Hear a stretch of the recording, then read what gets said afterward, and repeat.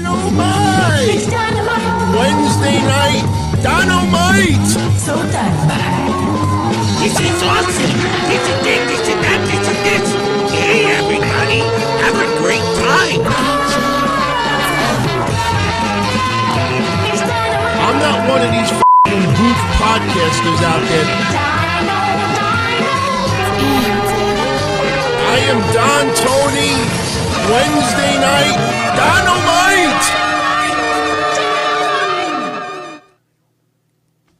What's up, everybody? What a day, what a day, what a day. It is Wednesday night, September 23rd. You know, I'm so pissed off, really rushing to prepare for the show tonight. I forgot to put the picture of Joey 924 in the computer so we could wish him a happy birthday. Anybody who goes back to the old Minority Report days, tomorrow is Joey 924's birthday. If you still keep in touch with him or if you know how to contact him, please, sincerely, let's all send Mr. 924 a very happy birthday. I hope he's doing well. I really do. I'm dead serious. So I want to thank everybody for tuning in. Believe it or not, this is actually episode 52 of Wednesday Night Dynamite, which means that with the exception of taking a week off, maybe 2 Wednesdays over the last year, this is the 1-year anniversary of Wednesday Night Dynamite. It's amazing how 1 year flew by like this. I mean, it doesn't feel like it's just a week or two ago, but it does, you know, it's pretty scary how time really flies by when you actually take a step back and think about it a little bit. But hey, we're 1 year down and hopefully many years to go. I think a year from now, we will have separate nights for Dynamite and NXT. When I get into the quarter-hour ratings breakdown for last week, it's pretty much going to back up what I've been saying about the NXT product. Timothy Thatcher, awesome performer. No question about it whatsoever. But if you remember last week when Mish joined me for the first time ever on Wednesdays, and I want to give him a shout out. Thank you for coming on last Wednesday. That will not be the last time he'll be on. He and I are going to focus more on Mondays and Tuesdays than anything else. But, you know, he thought Thatcher's main event was an awesome match, and I couldn't agree more. But unfortunately, Thatcher does not have that connection with fans. And I have been prepping you all for months about this. And when I said last week that Thatcher's rating was going to be a disappointment, ho-ho! Wait till I get into it. Disappointment is not even the word. And I will go on record right now and make a prediction that tonight's NXT episode is one of the lowest ratings on Wednesday night in recent memory. I'm not going to say it's going to hit rock bottom, but you look at the card tonight, nothing really stood out for yours truly. Tonight's Wednesday Night Wrestling was not all that spectacular. AEW, I think, probably kicked ass more in the promo department than anything else. The opening match, be honest, too long, kind of shangada. Next match, too long, kind of shangada. Next match, kind of shangada. The women's tag match, and I am showing love for Thunder Rosa once again. Thunder Rosa, you know, a lot of you caught on to something that I said last week, and she's Teflon. Thunder Rosa is Teflon right now, and I take pride of, you know, enjoying and appreciating Thunder Rosa before she really exploded onto the women's wrestling scene. A year ago, you know, basically saying, you know, keep an eye on that name. I think that name is going to go big. And it did. But tonight, once again, Diamante still has, you know, a little ways to go. Ivelisse, I'm confused. I'm absolutely confused. Last week when Mish and I did the show, we were pondering that she comes off as stiff. And I don't mean stiff like punching somebody in the face. I mean stiff like her body is stiff. Something just doesn't seem right with her. And I have seen her work outside of AEW. Ivelisse is very good. I don't know if you would put it in the upper tier, but she is really good. And I don't know what it is. If you follow me on Twitter at DonTonyD, you know that clip that started floating around of Ivelisse in the middle of the ring with Thunder Rosa. And like I said on Monday night, when you watch the match in its entirety, you don't really focus on an individual item unless it's a botch. If you see the overall match, one little thing may not stand out all as much. But when you see that one clip of Ivelisse sitting in the middle of the ring against Thunder Rosa last week, and she's got that look on her face like, all right, do whatever you got to do. That was not a good look. And I felt bad because she got ripped big time online. And she posted that cryptic tweet that I talked about on Monday, that, just because someone is strong, you don't keep doing this. And, look, I know in today's society, and I've talked about it many times, people are a lot more sensitive than they were 10, 20 years ago.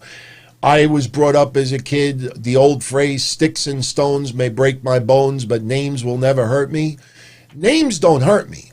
Names piss me off. There's a big difference. But you see, in all walks of life, it's not just pro wrestling, it's entertainers, it's regular folk, it's law enforcement.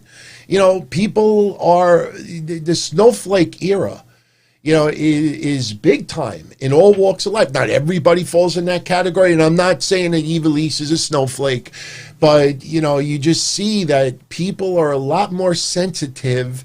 And you know what? 20 years ago, you didn't have social media like now. You had chat rooms and message boards. 15 years ago, you had MySpace, which really, we used it more for checking out music and playing mobsters and, all of those 50 questions and blah, blah, blah, blah, blah. This now, how many times have I said it? People live on social media. Their entire footprint of their persona, everything you know about them is through a social media page. And people have realized that, you could say something and, get all his attention and you don't even know if it's true half the time. I wish the story that broke this morning was one of those that was not true, but unfortunately it was. We have to open up, and I want to give a shout out to everybody who is live right now. Shout out to everybody who is checking out the show on the archive. Later on tonight, we'll give away we'll announce the two winners for their choice of any AEW unrivaled figure, and there is your list right there. Either the Young Bucks, Cody, one of the Young Bucks, Cody, Omega, or Chris Jericho. You get to pick one. We're going to announce two winners in a little bit, and then we got the next prize. Next prize is pretty damn cool, especially if you're into autograph photos. I'm trying to rotate. AEW one contest, NXT another. AEW one contest, NXT another. When Impact Wrestling gets closer to Bound for Glory, we'll do an Impact Wrestling contest. When NWA starts getting back into the swing of things, which I hope that they do, then we'll do an NWA contest as well. And by the way, I heard today, what was it, Royce Isaacs? Is that his exact name? I don't really pay too much attention right now to NWA, but Royce Isaacs has been granted his release. I know that's not a household name, but he is extremely talented. Makes you wonder where he is going to be going. Because, look, if he wasn't going to possibly sign with a company, hey, you just stay under the NWA banner, do some other jobs on the side, work some shows here and there, and then you go back to NWA. So something must be brewing with him where, and you know what? Who knows? Maybe his contract was up And maybe he just decided, you know what, it's time for me to move on. I'm very concerned about NWA. I know they still have Nick Aldis. I know they still have Thunder Rosa, and they have others. But a lot of names have quietly left, some a little bit more vocal. But when you look at just everything, and this is the thing that why I'm very concerned about NWA. They built a foundation. They recovered from massive damage that NWA has been given ever since Shane Douglas threw that title. Even before Shane Douglas threw that title down, the NWA at that time was really, I still remember going to Jersey for NWA Cyberspace. Remember that time? Bam Bam Bigelow calls the Mass Maniac. Remember I've told the XPW stories before, but you remember that guy Slash that ripped me off, ripped all my bus trip family off, ripped my 2 nephews off that were 5 years old at the time, 7 years old, something like that. And, I was looking for him. I wanted to beat him up, no joke. And this was a cool, thing back in the day. And look, there's a lot of you out there that remember this, that heard it firsthand, that know this is not a BS story. But when Slash ripped me off for thousands of dollars, and then I found out he ripped off my 2 6-year-old nephews at the time, he went into hiding. He disappeared. I had wrestlers and everybody else. If this guy showed up in an event, they called me up or they called the Mass Maniac up. Hey, that guy Slash is here, the one that de Blasio's looking for. And sure enough, there was an NWA cyberspace event. And I even think Jeremy Borash was there at that time too. And I think Jeff Jarrett was also at that event. And Bam Bam Bigelow was hanging out with friends, God rest his soul. And he sees Slash. He calls up the Mass Maniac and he's like, hey, tell your buddy de Blasio, that guy, that smelly bearded guy, Slash is here. And I got in my car, started driving to Jersey. Halfway there, Bigelow calls back Goodman and says he left. And I turned around and went home. True story. And Goodman's, everybody tells stories after people die. Oh, I knew him and we just did this and blah, blah, blah, blah, blah. Goodman's still alive. And there's a lot of people that are still alive. And Slash is still alive too. And I've forgiven Slash. There's many years. I don't hold, grudges. You screw my family, that's different. But I don't hold too much grudges with that. So anyway, so we're going to announce the winners of the 2 figures in a moment. And by the way, the reason why the pictures were up there is because I was picking my nose and scratching my buttocks. I have not cursed yet. My apologies. I forgot to take the picture down. But anyway, let's talk about it. Obviously he was not part of NXT or AEW, but it would be absolutely disrespectful if we didn't talk about the passing of Road Warrior Animal. 60 years old, God rest his soul. It gets me mad because Shaheen Nuclear Heat Graphics does all my artwork, good friend as well. Been around him a few times. 3 weeks ago, he invited me to go to the virtual autograph signing that he was doing. And a lot of you may actually remember when I plugged it. He invited me to go to the hotel. Only invited a very small number of people.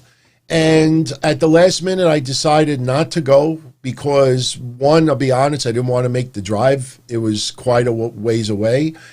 And now I regret it because Road Warrior Animal was at that virtual autograph signing for Shaheen. And I would have hung out with him 3 weeks ago, met him, took pictures, that pisses me off because, I know with COVID, we all want to try to get back to normal, but you also got to be very careful about it. And there's a case where I kind of crunched under pressure. And I was like, nah, I don't want to make the drive. And plus there's going to be people there and I don't know who they've been around and I don't want to take a chance, blah, blah, blah, blah. So I wake up today to the news that he died 60 years old. And, let me just say this, I'm obviously in New York. I've lived in New York my entire life. In 1983, when the Road Warriors debuted, we did not have the access to wrestling outside of the Northeast like other areas of the country and beyond. So, Georgia Championship Wrestling, wrestling from just the Mid-South area, we didn't have that exposure. And you got to understand something, too, and there's a legitimate reason behind it. Everybody from the Northeast that says, oh, they were obsessed with the Road Warriors in 1983, it pretty much lying. All right, 1984, though, I agree with them 100%. Because in 1984, and I have brought this up on This Week in Wrestling History, this magazine, that cover, that basically got me hooked on the Road Warriors. The movie, the Road Warrior had come out. Was it Mel Gibson, I think it was? I don't remember. I remember the actual movie. Wasn't Tina Turner in that as well? I think so. But, everything at that time was, with the Mel Gibson and Road Warrior and everything like that. And these two guys came onto the scene. Now, when they first debuted, Mad Max, oh, you know what I'm thinking of? And go figure. Go figure. I just thought of Tina Turner. Tina Turner, I don't think was in the original one. But I just brainstormed. Was it Thunderdome? Wasn't she on like the Thunderdome? I don't know. I haven't seen that movie since the 80s, but was it Thunderdome? It was. It was Thunderdome. Oh, man. But anyway, when the Road Warriors first came around, this is what, this is probably better look. Yeah, that's what they were wearing, And the thing is, in 1983, for me, I became a wrestling fan in 79. For the first year, I didn't even understand what I was watching. I'd go over to my grandmother's house. She'd babysit me and my brother. And I was not allowed to stay up at midnight on Saturday nights as a little child. But I've told this story before. I was over at my grandmother's. That's how I first learned about wrestling. I was over at my grandmother's house. I was just a kid. This is way before I even learned about scrambled porn. But it was midnight on a Saturday night, and I was in bed, and my brother was sleeping, and I couldn't fall asleep, and I hear my grandmother in the back in her room blasting wrestling, and I'm hearing this noise, and I don't know what it is, and I go into the room, Nana, what's that? Nanny, what's that? And I don't even remember what she said, but I sat at the edge of the bed, I do remember that, and I watched it. And I thought it was so cool. And I remember telling my mom a couple of days later, I want to go back to Nanny's house. I want to watch, the fighting. And my mother's like, what are you talking about? And she called up my grandmother and put my grandmother on blast. Why are you showing these kids? And that was it. How many times have I said this also, when you're a kid especially? You leave a jar of cookies on the table all day long, all night long, and they're sitting on the table, you'll walk by it 1,000 times and not even think about wanting a cookie. But if the same cookie jar is at the table and your mother or your father, especially your mother, says, don't eat the cookies, that's it. That's it. Even if I wasn't hungry, I had to have a cookie. So the more my mom would not allow us to see wrestling as a kid, the more I wanted to see it. And eventually, it was 1983, a year later, my mom allowed us to watch it a little bit more, and I got to, because from 79 to 82 was pretty much off limits. 82 is when my mom started to relax a little bit with the wrestling, but 1983 is when she let me watch it, let my grandmother take me to the Ridgewood Grove Arena. My uncle, God rest his soul, Uncle Mikey, worked for the WWF for the Grove Arena, so we would always sit front row. I told the story when I broke my arm and Backlund side in the cast, and we were at the diner eating with the Wild Samoans. It was surreal. But the reason why I'm saying this with Road Warrior Hawk is, think about 1983, because that is when they debuted as the Road Warriors. It was June of 83. And for me, as a wrestling fan, and reading about Hulkamania, going in the AWA against Bockwinkel, and I don't remember ever having exposure to AWA on television as a kid. I only saw the magazines. When they did Rocky III, and Hogan, Thunderlips, was going up against Rocky Balboa, and then he did Johnny Carson and some other play. I was like, this is amazing. This is absolutely amazing. So put this in perspective. April of 83, Hogan is going after Bockwinkel for the AWA heavyweight title. In October of 83, Snuka went up against Morocco in the cage. That hooked Mick Foley to become a pro wrestler. Hogan is what Miro Rusev hooked him to become a pro wrestler. So in April of 83, I'm enamored with Hogan going up against Bockwinkel, not realizing till years later how they screwed Hogan. In October of 83, Snuka going off the cage, 15 feet high, down, and then right smack in the middle, June of 83, the Road Warriors debut in wrestling. Obviously Animal was doing jobs. He was the Road Warrior and he wasn't going anywhere. In fact, I think the story was that he wanted to choke Ole Anderson because he wrestled like 6 times a week and made next to nothing. And I have a couple of notes in front of me. There was a big club, a big strip joint in Chicago or in Illinois called Grandma B's.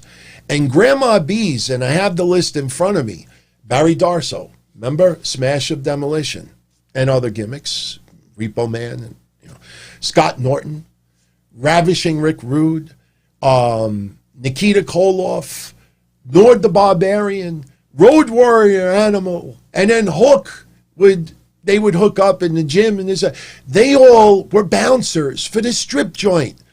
So you just picture Eddie Sharkey, who was a bartender, and he was basically, I guess, and look, I'm not reading documentaries right now and everything. This is pretty much from memory. But Eddie Sharkey introduced Ole Anderson to all of these wrestlers, and they wanted to crown fictitious, like North American Tag Team Champions or something. And originally they wanted, I believe it was Arn Anderson, and was it Matt Bourne? You know what?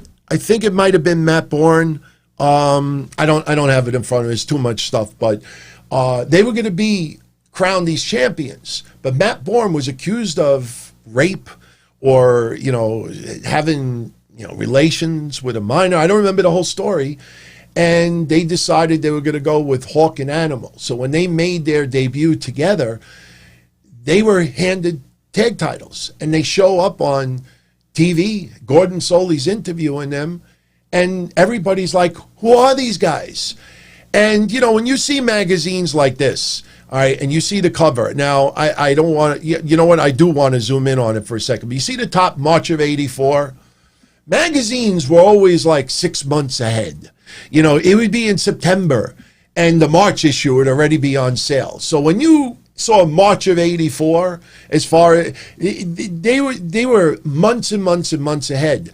So here are these two guys showing up on the scene, and at first they didn't have face paint. This is the picture I was showing you. This is what he was originally, and this was trying to be like the Road Warrior. Now, for me, being an old school junkie of disco, to me, it looks like somebody on the Village People. In 1983, that actually looks like a pretty damn scary, cool look. But for me, he looks like he should be going, YMCA. So Ole Anderson, I think, is the one that gave him the idea of using face paint. And later on, they would come out, to awesome music, and, the rest is history. I mean, my God, Iron Man. So, Road Warrior Hawk, if people don't believe me, you could do a Google search. Something will still come up. When Road Warrior Hawk had passed away, the only thing I remember at the time was that I believe he was moving furniture, picked up something too heavy, and started having chest pains and caught a heart attack.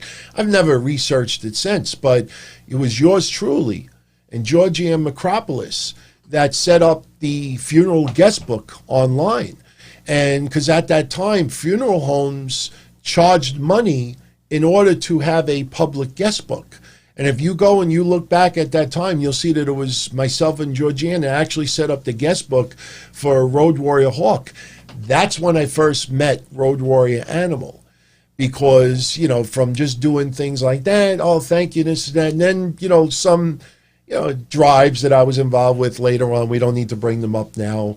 You'd have wrestlers, but I met him about 3 times in my life. I think it's 3. I don't think it was 4, but just a badass. First curse tonight. I don't think the word ass is really a curse, but that guy was a badass inside the ring and out. When the WWE put out that documentary on the Road Warriors, first person in line to get it. They are, without a doubt, the greatest tag team in the history of pro wrestling. Were they 5-star match quality? No, they didn't need to be. Funny thing about it is that when they went to the WWF in the early 90s, and they were the first team to become the NWA, WWF, and AWA heavyweight tag champions. The funny thing about it is, all we knew was Iron Man and the Road Warriors. The Legion of Doom, it's really strange because when you think of, look, tag teams have had name changes, in the history. Dudley's Team 3D, would be an example of that. But as far as the greatest tag teams of all time, I honestly can't think of anyone who had 2 different tag team names and they were almost on equal levels as far as acceptance. You have a tag team that's from one company and they go to another company and they usually have to undergo some type of a name change because the previous company, and there was more than just that as to why they didn't do the Road Warriors, but the point is, Road Warriors, Legion of Doom. Legion of Doom was part of their shtick as when they were the Road Warriors, but when they went to the WWF and they were renamed to the Legion of Doom, it was like instantly cool. And I honestly don't remember any of my friends ever like, why don't they call them the Road Warriors? Why do they have to change their name, the Legion of Doom? And no, I don't remember any of that. We absolutely loved them. And they were badass. I hated the storyline with Hawk, intoxicated, falling off the Raw thing. But I tell you, and if anybody goes back to the history shows that I was doing, the anniversary, when they made that appearance, did they take on the Dudleys? Who did they take on when they made that one match return? I don't think it was the Dudleys. They faced another team because they were just over, and we thought was this around 2005-ish? Was that the time? Oh, Kane and Rob Van Dam. Yes. And the match was only like 4 or 5 minutes. I think they lost, actually. But Kane and RVD, the match was only a couple of minutes. And I remember the roar of the crowd. And the interesting, 2003, thank you. The interesting thing about it was, I was doing hotlines, and at that time, branching over to what we now know as podcasting. It was webcasts at the time. And I just remember everybody going nuts, thinking that they were going to have a second run in the WWE. They looked great. Obviously, a little slower than before, but it didn't matter. They still looked great. They did enough. And 4 or 5 minute match, and that was it. I'm not even going to talk about Road Warrior, Animal, and Heidenreich. WWF pretty much tried to do what they did with Demolition. You remember Demolition Crush? And it just wasn't the same. But this guy, just a real badass inside and outside of the ring. I think he was part of that concussion lawsuit, but that does not put any stain as far as, in the eyes of the WWE. That lawyer, and I've brought this up many times before, and a lot of you have said it as well, that lawyer promised the world to a lot of people who were, just surviving family members. They thought that they were going to get something out of it. And that's why you saw some names on the list. And you're like, why is this person name on the list? That lawyer tried to guarantee pretty much everybody in this lawsuit that we're going to get it, we're going to win, we're going to do this, we're going to do that. And the more names he added, that was the selling point to get other names. So anybody that was on that concussion lawsuit, and yes, I do agree, though, that Demolition, that might have been part of the reason why they're still not in the WWE Hall of Fame, which is an absolute travesty. But it's just it's amazing, the career, 37 years in pro wrestling. And, you know, I was looking around for pictures, and, you know, obviously this one meant a lot to me because that was the wrestling magazine that got me hooked. I'm pissed off because inside in the other room, today, I got my latest issue of the Cauliflower Alley Club, their little magazine that they do because I'm a lifetime member. And on the back of the magazine is a picture of the Road Warriors with Precious Paul Ellering. Got it in the mail today.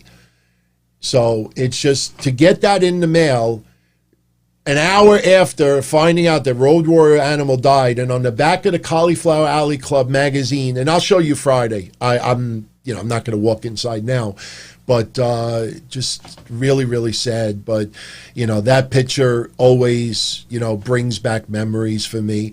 Something else that I just thought was just really, really touching. Just really touching. I don't know who put this photo out there, but I just thought it was beautiful. Oh, I got to put a big version of this. Tell me that's not cool.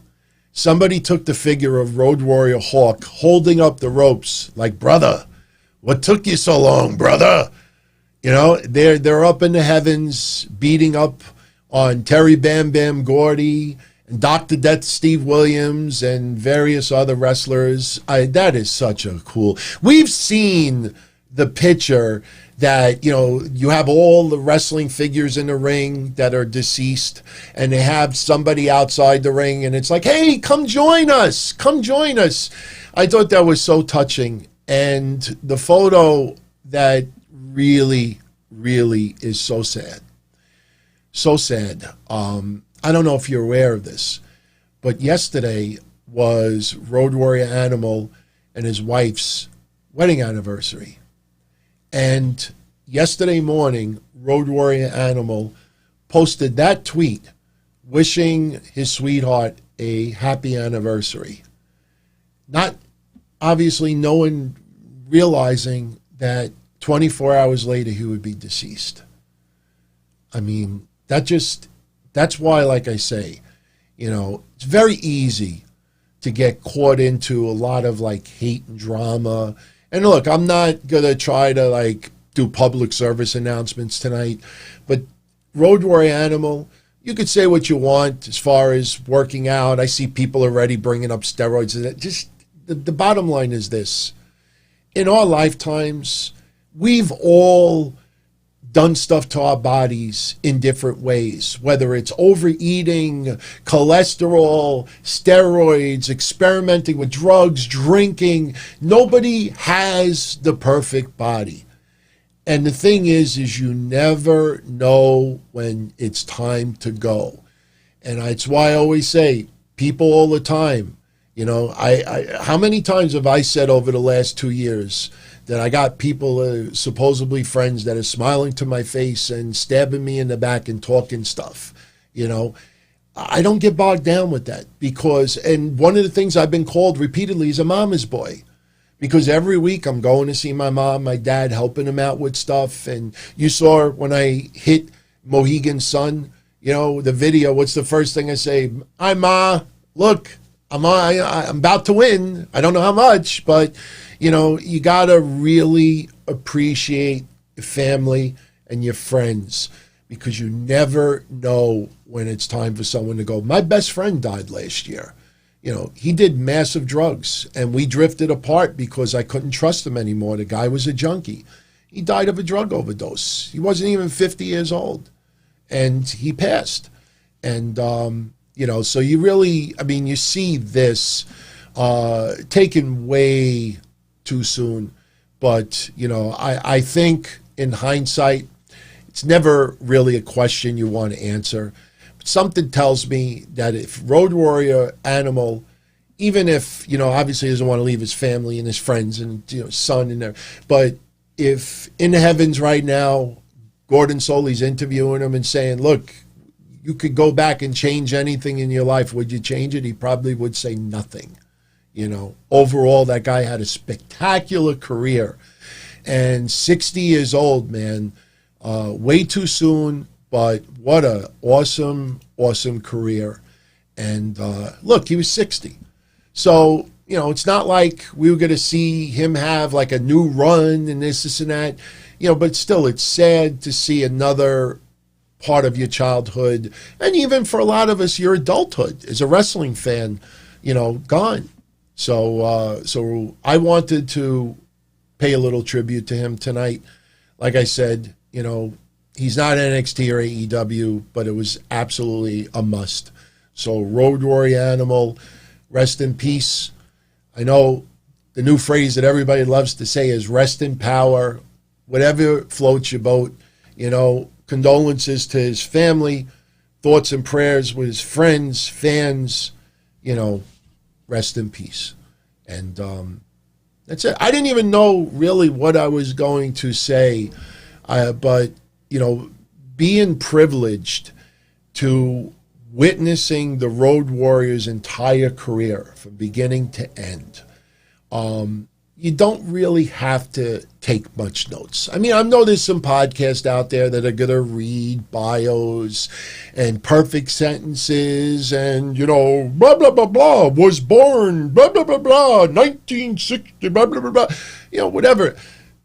That's fine. That's fine. People pay tributes in different ways. Me, I just wanted to bring up a couple of memories, but as a wrestling fan, I get this question asked a lot. What year was your favorite year as far as being a wrestling fan? For me, it's always like 98, even 95 a little bit because I went to so many ECW shows. But as a kid growing up, 1983, not even close. 1983. Just think about that year. Hulkamania, Road Warriors, Snuka off the cage.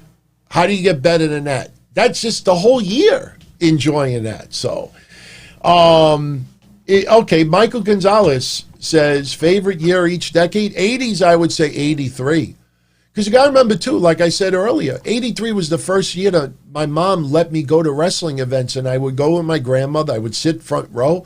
My uncle worked for Ridgewood Grove Arena, so we would get free tickets. My grandmother didn't have money. My grandmother, until she died, was making keys in Greenpoint, Brooklyn. You've all seen a picture of my grandmother. I'm not going to pull it up now, but you look at her closely. She's like 4'10", 200-something pounds. Her fingers look like the size of, I don't even know. I think this is probably what her thumb looked like. And she cut keys. She made keys for a living. In a warehouse, made keys for a living. So, going to those shows, taking a cab there, taking a cab back, going out to eat, she didn't have money like that.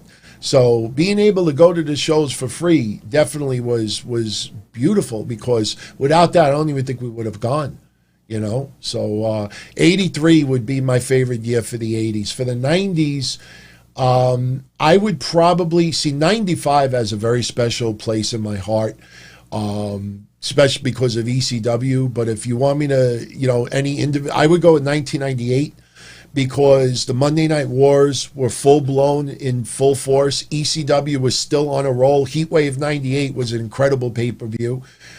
In the 2000s, I got to tell you, man, 2002, 2003 was an awesome year to have WCW, WWF, ECW all in one company. Then you had TNA, which was still new, was NWA TNA.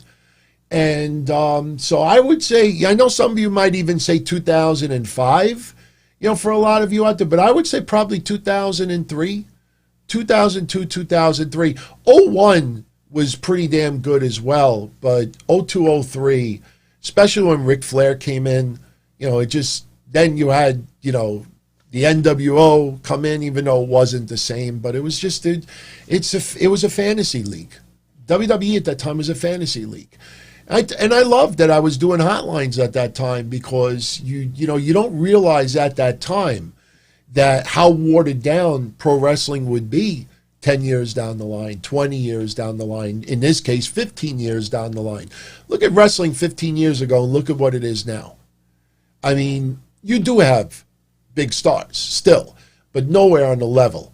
You look at AEW right now, you look at WWE, even if you want to look at NWA, and you made a list of active wrestlers that are Hall of Fame. That list is fairly short. You might have names that, if this person stays 5 years from now, they'll be Hall of Fame bound. But not yet. But right now, I don't really want to say this, but, somebody tragically passed, that's probably the only way they would go into the Hall of Fame now, unless they had a career-ending injury. I hate to say it like that, but if there was special circumstances and somebody's career was cut short, let's stay with injury, because that's not, terribly morbid. But, somebody's career is cut early, no longer can wrestle. How many people currently wrestling in all the companies would you say would be in the Hall of Fame immediately? No politics, no rivalries, just straight up Hall of Fame. Very few. You go back to 2005 and you look at the list of names that could have already been in the Hall of Fame at that time, it's incredible. It's incredible. So, but anyway, so rest in peace, Road Warrior Animal. Thank you for all the memories. And let's move on. Something that I have been speaking about for the last couple of weeks that's really got me pissed off about WWE. They continue to do it. They did it tonight again. I got to start tweeting this, even though I don't think they're reading my tweets. But this has got to stop. I know it's going to be petty for a lot of you out there, but this has got to stop. Because even going back to the 80s, you look at an event, you have the names, the match, the marquee, the stipulations, the gimmicks. What WWE has been doing, and when I talked about it on Monday with Mish thinks that it's just a 1 week, they're just being lazy. I don't think it's laziness. And this is the third or fourth week in a row that they're doing it. We had that Gauntlet Eliminator match tonight. And this is how WWE is promoting it. Am I lying, everyone? 98%, maybe even 100% of all of the banners that WWE has been pushing for the last week, that's what they've been pushing. No names, no stipulations, no letting you know what the gimmick is. And this is not laziness. This is WWE pretty much saying to people, you should know their names. You should know the match already. You should know the stipulations. And when I do banners like this for like Wednesday Night Dynamite, look on the left. They got the names. They have, a little more details. And look on the right. You don't even know what date that match would have went down. It's not even just the names. But you look at that, it doesn't even tell you that the winner of that match would go on to face Finn Balor in NXT TakeOver. That is terrible. There is no excuse for it. I don't know who in WWE's promotion department decided that this is a smart thing to do. That is just terrible. And again, it might be a little nitpicking to some of you out there, but that is just, it's not even laziness. This is 3 or 4 weeks in a row. WWE, please stop that. Whatever reason you're coming up with, it's stupid. Yeah, every sport, imagine a boxing match going down, and you just had the two people's faces on the marquee poster, and there's no names, no dates, no nothing, just heads. Tell me when in the history of pro wrestling that's the way to go. There's no excuse for that. I don't, and again, I understand the thinking behind it, but that's a stupid reason. Well, if you're not watching, they're like forcing you to look up the people's name. Hey, who's that woman in the back row? The second and the third woman. I don't know who they are. Who's that? Io Shirai in the top left-hand corner. I don't know. That woman that woman on the right. That kind of looks like, or in the top, that looks like. Is that Sonya Deville? Oh, no, that's that Gonzalez chick. That looks like. But what about this? Just put the goddamn names on there. I don't get it. It's stupid. It's asinine. And it's got to stop. When it happened the first week, I'm like, all right, somebody forgot to put the names on the banners, not a big deal. Then it happened the second week, and I pointed it out. I said, why is this happening? Now this is the third or fourth week they're doing that. And that is just asinine. Absolutely asinine. So just my opinion, Big shout out to everybody. September 23rd, right? So let's get into a couple of super chats. Let's get into AEW and NXT tonight. We'll talk about the quarter-hour ratings. Right now it is 10:52. We've been going about 46 minutes. So we're about halfway in. I know, we got into an extended tribute to Road Warrior Animal. I don't think anybody had any complaints, did you? I don't think so. And if you're enjoying the show tonight, like I say always, give it a thumbs up because it'll make it more of a recommendation for other places. If you haven't subscribed to my channel yet, please do, because tomorrow I'm going to be putting up the thread and the video for the Q&A that I've been promising everyone. Tomorrow I'm going to put it up so you'll be immediately alerted by that. And in a few minutes, we'll announce the winners of the AEW Unrivaled figures, and we'll announce the next contest. So, but before I go any further, let's do a couple of shout-outs. Matthew Rychecki, happy Miro Day. You know what? I'm going to stop the Super Chats for a moment just to pull up my notes for AEW, because I do take a lot of notes. What's that that foreign land, Rio de Janeiro? Tonight I did a little play on words. It was not Rio de Janeiro. It was Miro de Janela. We had Miro making his AEW in-ring debut, taking on, he teamed up with Kip Sabian, taking on Sonny Kiss and Joey Janela. Now, all the controversy with Jim Cornette and Joey Janela. I don't need to bring it up again. But, as a little shot to Jim Cornette, they were going to call themselves the New Midnight Express. And right away, Jim Cornette, trying to get his lawyers, cease and desist, this and that. I'll be honest with you. If I was Joey Janela and Sonny Kiss, I would not use a name blatantly that is going to cause Jim Cornette to try to stop it. Jim Cornette, thinks he has rights to the Midnight Express, the New Midnight Express. I would call yourselves like the All Night Express, or, the whatever. I mean, you could use like a play on Ebony and Ivory, or, some people, in the LGBT community are very supportive of Sonny Kiss. There's some words you can use that have night in it or something light in it, and use the word express after it. Even if you called yourself like the All Night Express, whatever. I'm just using an example. I'm not saying it's good. Jim Cornette would not have a leg to stand on. Just because you used express and because the other word rhymes with midnight, you'd be able to get away with that. So I'm telling you, Janela and Sonny Kiss, there are so many creative words that they can use with the word express after it. And Jim Cornette would not be able to say a thing about it. I'm not the ones in the ring and I'm not working for AEW, but I thought it was foolish that they tried to get approved the New Midnight Express. If you're going to take a shot at someone, you got to be a little bit unclear about it. And I'm not saying personal shot. I'm talking about when you're doing business. This is business. This is legal stuff here. This is legalese.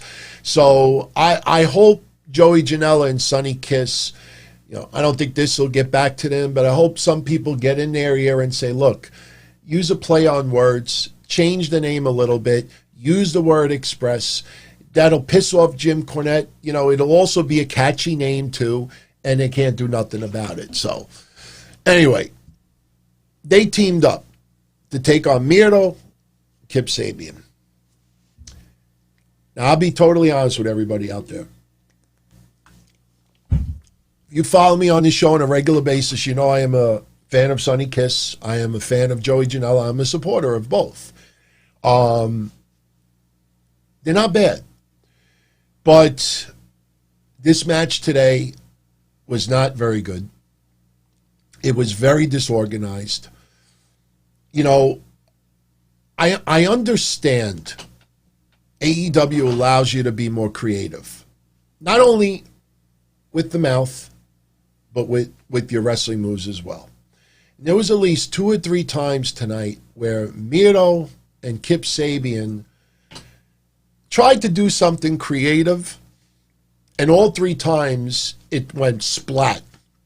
Kip Sabian is lucky he didn't fracture his neck when he went over that guardrail. Did you hear Joey Janela even say to him, "You're all right? You're all right?" I mean, there's a reason why, you know, you don't try to be overly creative when you see certain, you know, openings there. Hey, I got an idea. Yo, come this way. I'll put you over, and right on his neck. Then another time, he tried to throw Kip Sabian over to Joey Janela. I don't even know what happened. The match went way too long. Miro should have squashed someone in a minute or two, and that is it. I understand that they want to help create a storyline for Kip Sabian and Penelope Ford, help build them up a little bit in a different way. Miro right now is the best man, not just for Kip Sabian, but for wrestling. He's the best at everything. Miro should have debuted on his own. They could have been ringside. He should have squashed someone in a minute or two. That match went way too long, and it was not all that great. Miro looked like he was having a great time. Don't get me wrong. I mean, he's having fun. He feels like a fire lit. He's in unbelievable shape. He always was in great shape, but tonight especially, I mean, you know what? There's a great interview with him and Sports Illustrated. Go check it out. There's actually a couple of things you could check out this week. Matt Hardy did a little YouTube video talking about his injury at All Out and how it changed him. And, you know, the injury that, you know, people said that he didn't have, but he did.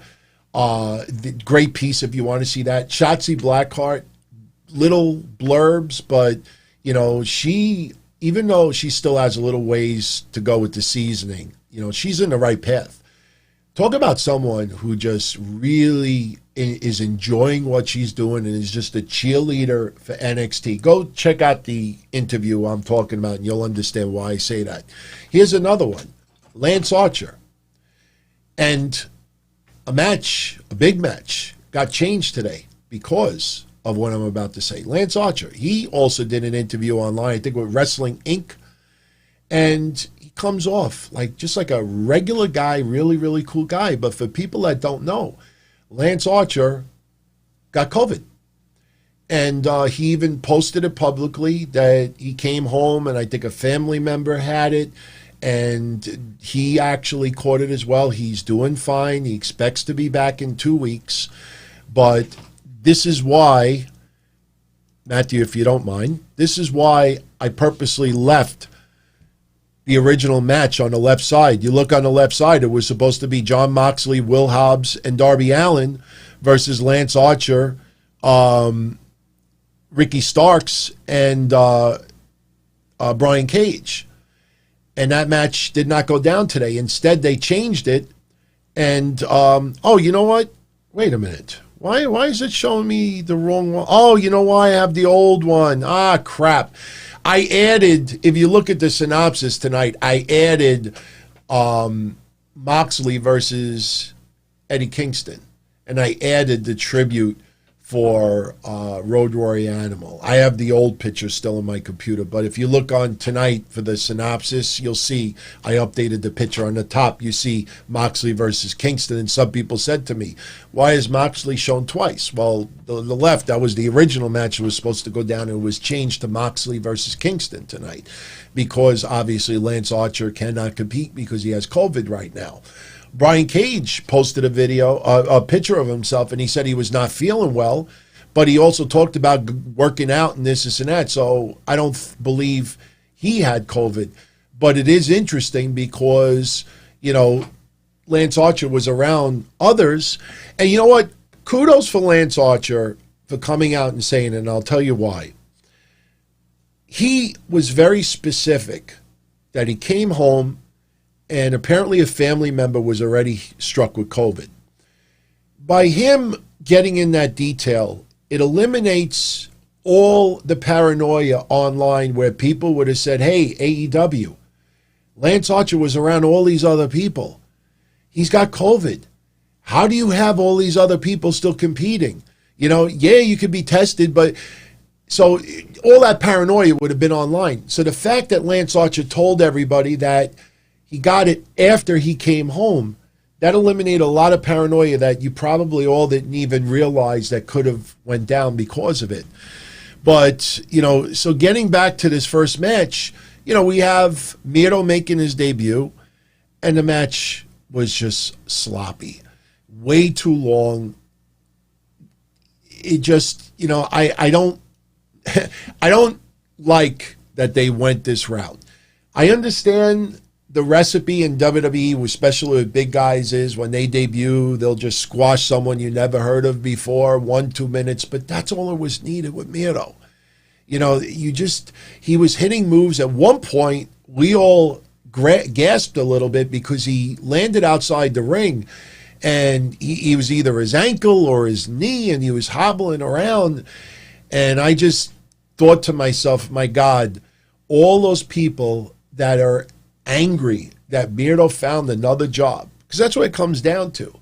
They're going to have a field day on social media ripping this guy. His first match back, and he might have blown out his knee or his ankle. So I don't know what happened there. I don't know if he was just setting it up in the match, or maybe it was just landing a little bit off, and as the match went on, he felt better, because that does happen sometimes. How many of you out there just been walking like to your car, or you're at a store, and you go to take a step, and your ankle, your foot just twist a little, and you're like, ow! And you can't even put weight on it. But after about 2-3 minutes, it feels fine. So who knows? But the match was not that great. It like I said, if they would have just kept it simple. Now, of course, you don't want Joey Janela and Sonny Kiss to get destroyed in 2 minutes. That's why I don't think that match should have even gone down in the first place. But Miro does get the win. He puts Sonny Kiss in what used to be the Accolade. Now some people are saying that he's calling it the Game Over, because he's always on social media and Twitch with the gaming and stuff. Look, he looks great, but I don't think that was probably the wise way to go with the match tonight, and it ate up so much time. And as the match progressed, and trust me, as we go along, there's some other matches tonight that I was not thrilled about either. Let me just answer a couple of more super chats, and then we'll get into the rest of the recap. Puffy89, rest in peace, Animal. Love Thunder Rosa's face paint. Yeah, Thunder Rosa tonight, paying a little tribute to Road Warrior Animal, having a face paint, similar to Road Warrior Animal's, which was great. And again, this is why I'm wearing a shirt tonight, a little tribute to her. And Ivelisse still looked off. He agrees as well, Puffy89. Ivelisse, something's up, man. Ivelisse and Diamante, I don't know if you do a women's tag title division in AEW. I'm talking title belts, because Diamante on her own, she still has a little ways to go. Ivelisse, she's too talented to not put it all together. But right now, Ivelisse and Diamante are not looking very, very good out there. And you put them against Shida, you put them against Thunder Rosa. You gotta look at it like this.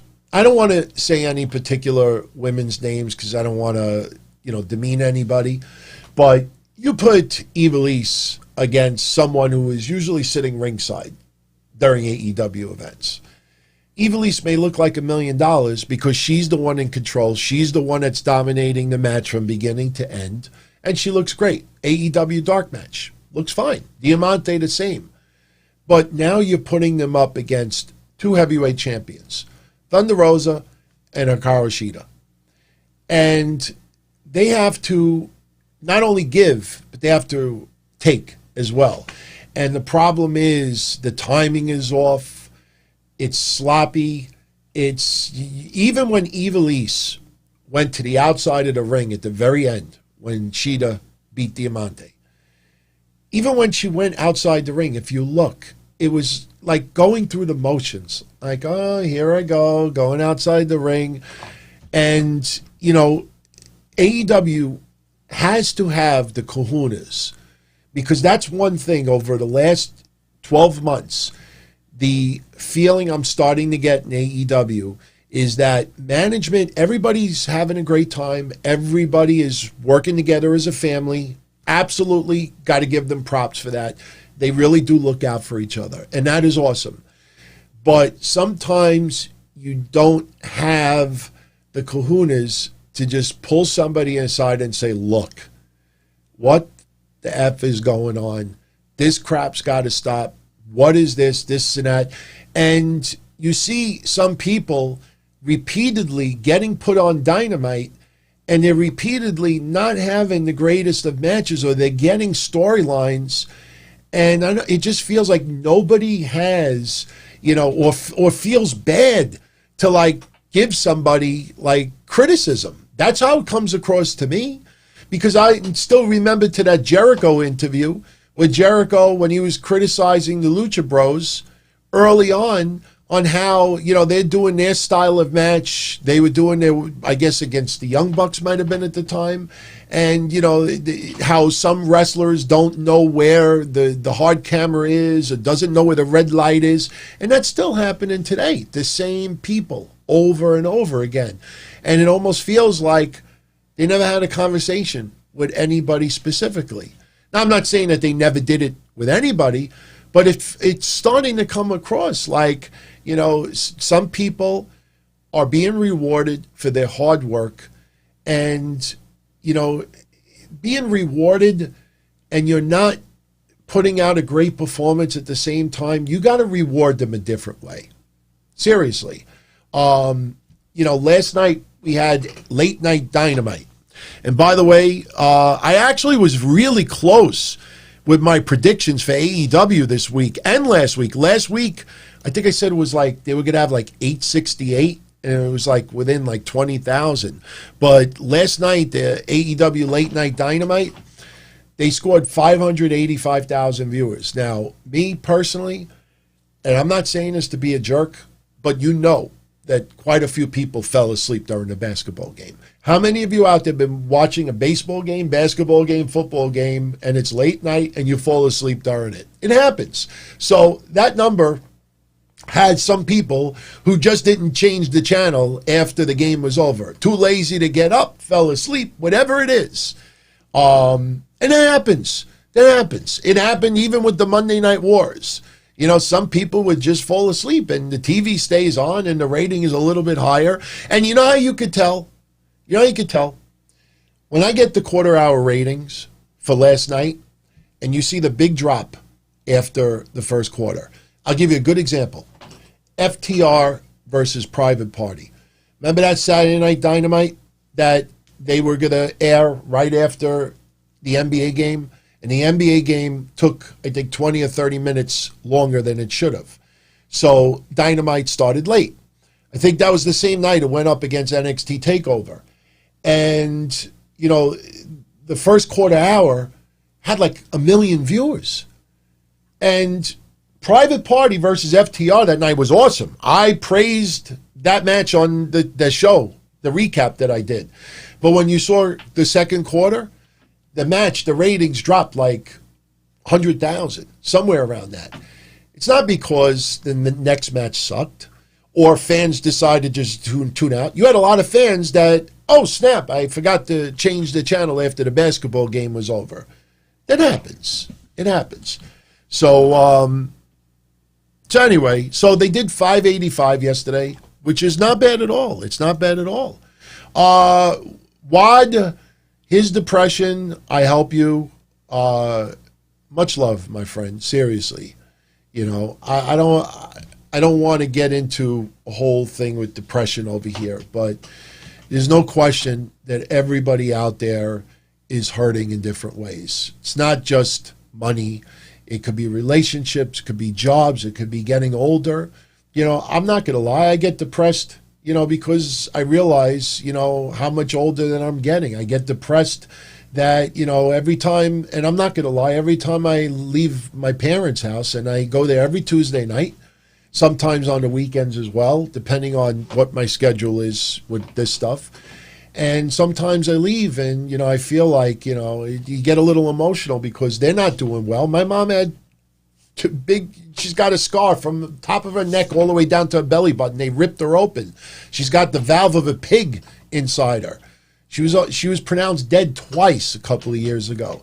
So depression comes in many forms. And, you know, I'm not going to lie. I probably am suffering from some depression. But how I handle it is I just keep myself busy 24/7, 365. Obviously, my level is not on the level of a lot of others out there. But when I had my marriage annulled in 1999, pro wrestling was my out. Hotlines were my out. And, you know, when you just have things. When I had my car accident and couldn't do the things that I want to do, I tried so hard to become a wrestling manager in 2006, and the pain was just too much. Now, I will tell you this, in 2021, I've already had 3 wrestling companies offer me to manage on their promotions, and one I already told yes. So in 2021, you will see me back at wrestling school for real. I'm going to take it seriously. Obviously, it's not going to be full-time because I got everything else going on, but, you know, you got to just do what makes you happy. Do what makes you happy.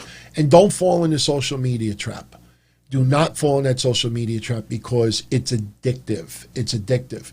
There are people who have created profiles on social media, and all you know about them is what they tweet or what they say. And you don't know really truthfully anything about the people privately. And when you get all that love and attention back, you lie about something. Everybody's a superhero. You lie about some superhero thing you did, and you have all these people, man, you're such an awesome person. Man, you know, I just love you. Man, blah, blah, blah, blah. Why, da, da, da, da, da. And you start soaking that in. It's almost like a painkiller. I'm on painkillers since 1996. I'm still on oxys because of my car accident. And the thing is, we're going to move on, but the thing is that I take it every day for pain. Luckily, I only have to take 1 a day, sometimes 2. I got a spinal stimulator, so I do other things to try to eliminate my pain. But I realize that when I take it, all it's doing is just covering it up. It's not fixing the problem. It's not, you know, remedying it. It's just masquerading it. And when you have depression, you go on social media, you just write things, and people show, you know, like all this love back to you. You know, that's not resolving the underlying factor, especially if it ends up you're shady. All it's doing is just masquerading what the issue is. And that temporary feeling of appreciation and love and this and that, you know, it feels good. But now you got to keep up a fake persona and build on it, and sooner or later you get outed. And sooner or later people find out the truth. So, you know, you got to be really careful of that social media trap, because you fall into that trap, man, and it'll feel awfully good to get all that love and appreciation. But when it's not there, how do you get it back? More lies, and more lies, and more lies. So if I could help you a little bit by just, talking wrestling and bringing up memories, and we have things we agree and disagree upon, it's the ultimate compliment. It's the ultimate compliment, seriously. And, it's amazing to think that I'm doing this 4 decades now. I know it's semantics, but 90s, 2000s, 2010s, and now 2020s. 4th decade, but I appreciate that. It feels really good to hear you say that. And, if I could do anything to help in any way, obviously, not much I can do, but talk. What school do you go to? Fast and Furious G is outer space themed. No joke. Yeah, we're going to have a little fun on Friday, I think. And, yeah. That's all I can say about that. I don't know really what I could add to that. He's a nut job, but I love his stuff. Ken terminated. Oh, man, I see that your name is cut off a little bit. We can't have that over here. We gonna have to fix this. And that's one good thing about doing this stuff. I actually can fix things on the fly sometimes. So, yeah, that's a little better. Didn't I mention this on Monday or last week? He deeply disagrees with me. It's stupid. By the way, what was stupid? I'm not sure what you mean as far as, if you're talking, I know what you're talking about. You're talking about this. This. It is stupid. But, the thing is that I don't think a lot of people have really caught on to that. And just think about that. You had, and I don't have the other picture in front of me, but last week or the week before, you had Balor versus Cole to determine the next NXT championship. That banner should have had the title above it, should have had the names underneath. It should have looked like a pay-per-view. When, visuals are important. No matter what you do, visuals, appearance, how things are portrayed. You have a diner or a restaurant, you see these chop shows and all that. It's not just how good something tastes. It's how it's presented on the plate.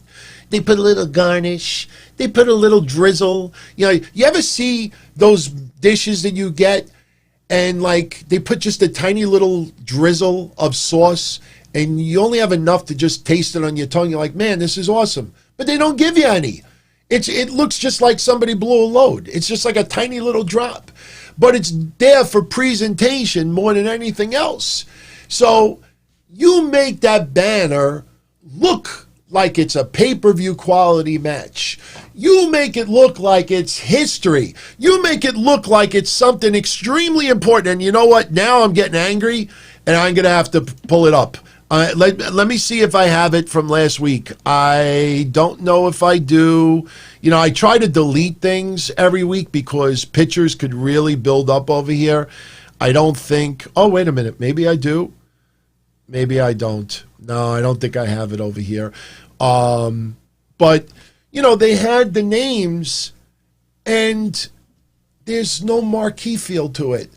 So when you have a match tonight like this, and there's no names next to it, there's no stipulations, this looks like a 5-way opening match at a house show. You go back and you look at that, there's no feel to it. You got to make things look. The presentation hooks people in. The quality of the match hopefully keeps you hooked. You got to get people's eyes on things. Why do you think? Seriously, I'm starting to see this on YouTube. I'm still new on YouTube. I'm not even doing this 9 months yet. You got people doing wrestling podcasts on YouTube for 10 years. God bless them for building their brand. I'm still new to this. But, me, I'm in my keto diet, obviously. I'm always on YouTube trying to see what low-carb this I can eat without my blood sugar spiking and this and that. So I found a low-carb pasta that supposedly tastes pretty good. I didn't get it yet. But I watched videos of people, reviewing it, checking their blood glucose and this and that. And, you know, I'm trying to figure out, like, who should I watch? There's 1,000 videos. Got to take my glasses off for this. So what happens when you click search for whatever, great bread company, low carb or whatever, you see people and they got the product in hand and they're like this.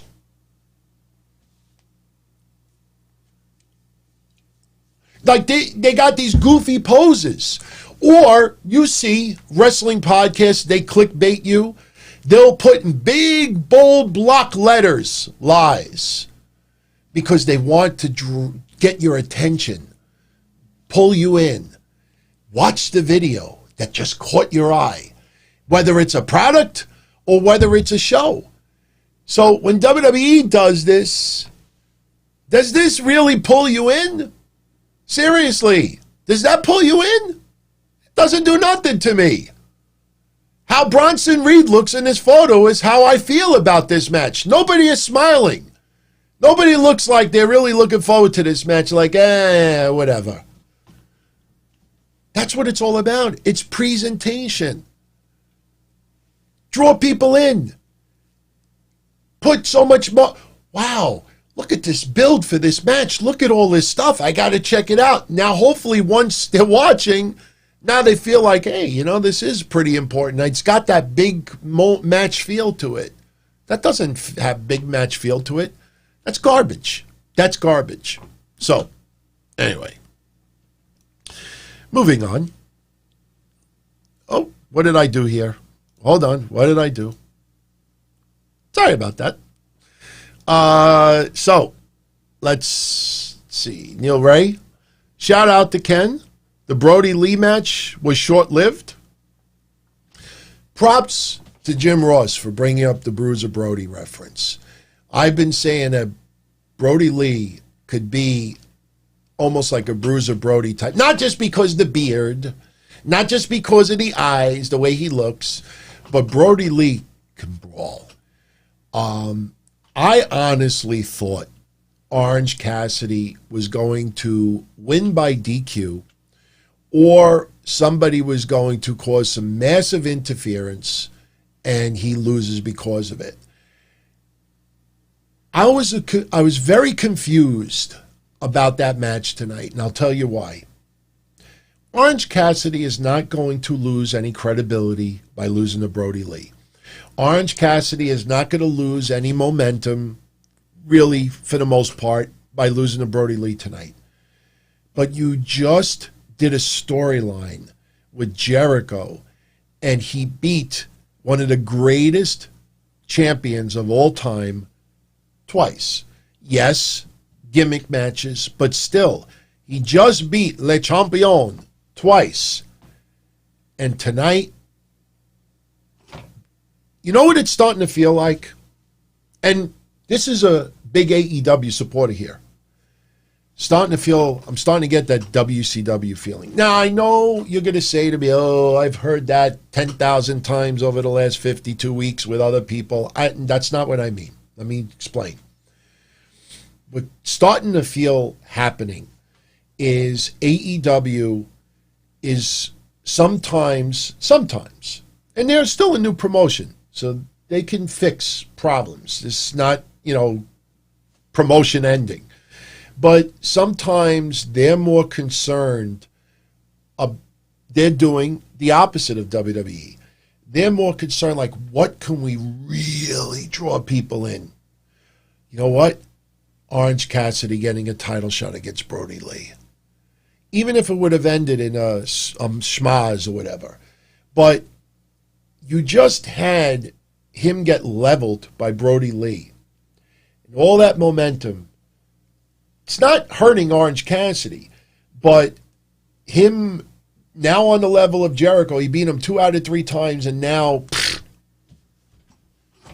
I did not like that at all. And there were many ways you could have had that match go down, and to me, I just was really questioning that tonight, really questioning it. Thank you, Bob. Robert, Bob O'Mac. You remember the first intro I did? that had all the logos going up like this. Do you remember the disco song that I can't use on YouTube? And you remember that? He actually is the one that did that video. So, I miss not doing that video. What I am going to do is I'm going to find one of those free disco type songs that YouTube allows you to use, and I'm going to probably just put different music over it. But, it sucks. It sucks that you can't use some of the things we want to use. But let me tell you something else that I'm a little annoyed at as well with AEW.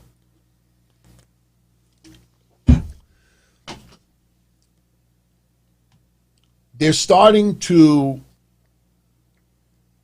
do the opposite of what they were originally doing. And I have said that they needed to do some of this. But now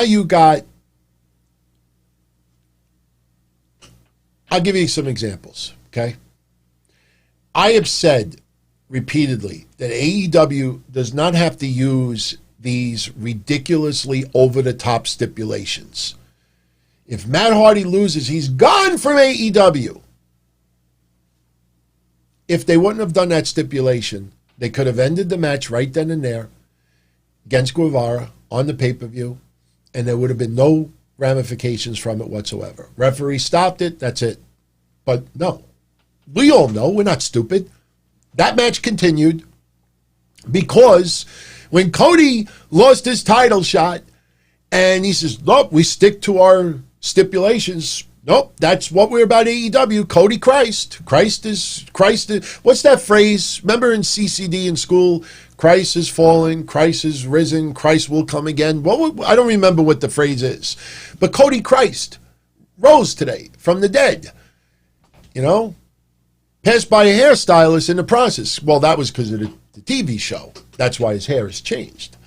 But the thing is when you have Cody Christ saying, we stick to our stipulations. I lost that match. I will never fight for the title again. He will fight for the title again. But when you do stuff like that, then you have the stipulation. Matt Hardy, if he loses, he can never wrestle in AEW again. He got injured. Now what? We're not stupid. All it kept ringing in my ear is Cody. Stipulations, they stick. They would have had to gone completely against their Bible of whatever. No. So you see what they're doing now? What they're doing now is they're doing a lot of commas instead of periods after sentences with matches. For example, I brought this up already. The whole storyline with MJF and Moxley, the 16-page contract. If Moxley uses the paradigm shift, he loses the title. Common sense stipulation that next Dynamite, the lawyer shouldn't have been in the ring with MJF.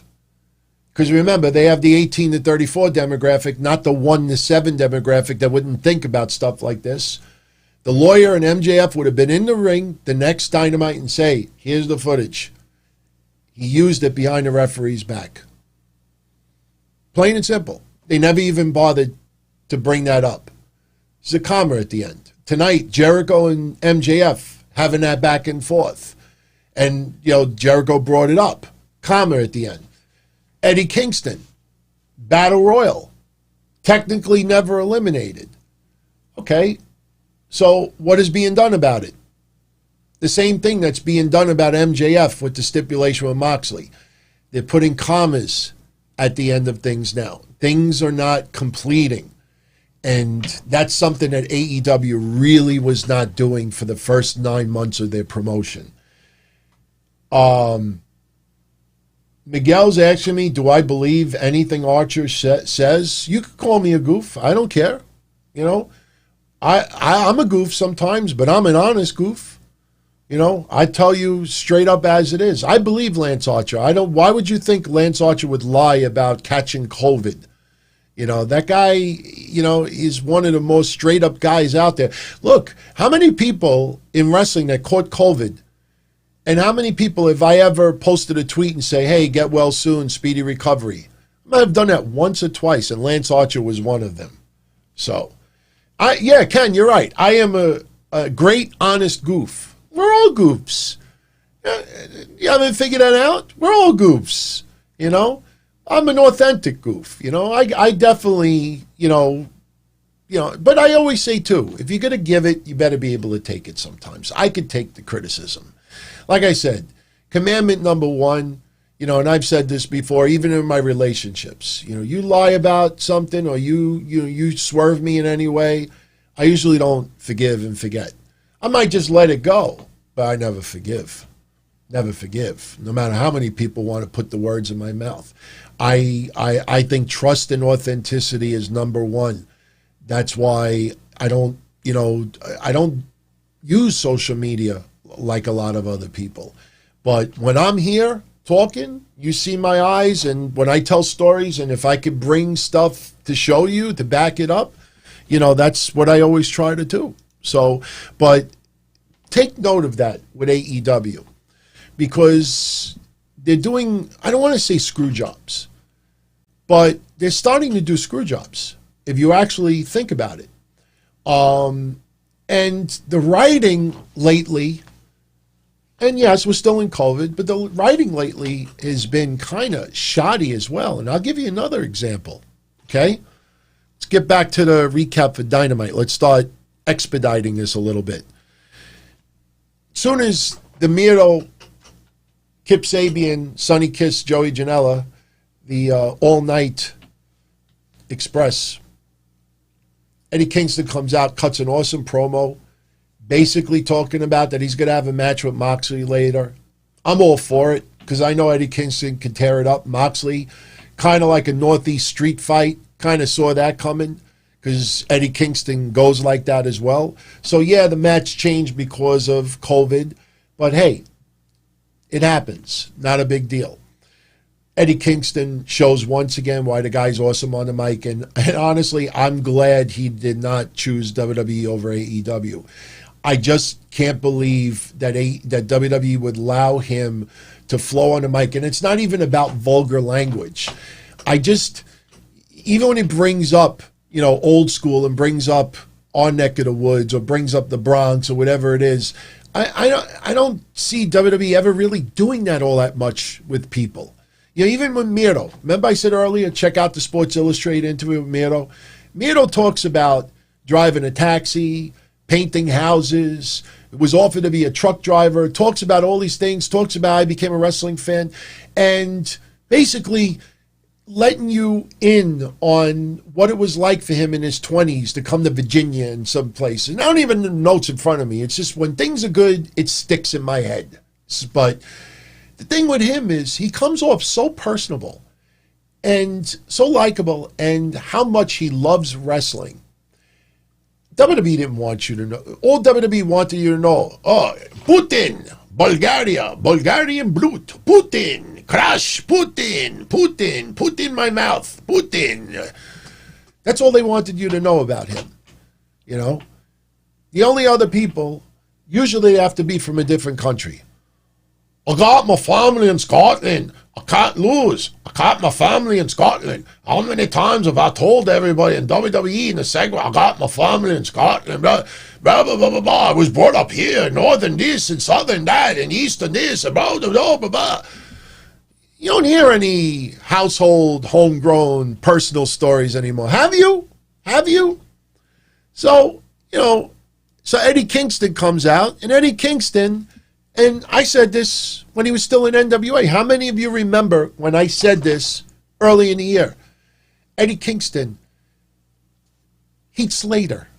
I know he's Heath Miller now, but my point is, some of the promos that you said were awesome, it's because it was part of reality. Sonya Deville, Heath Slater's promo with Drew McIntyre, Eddie Kingston's pros in NWA. When you can use your real life emotions, your real life experiences, you could actually put that into words.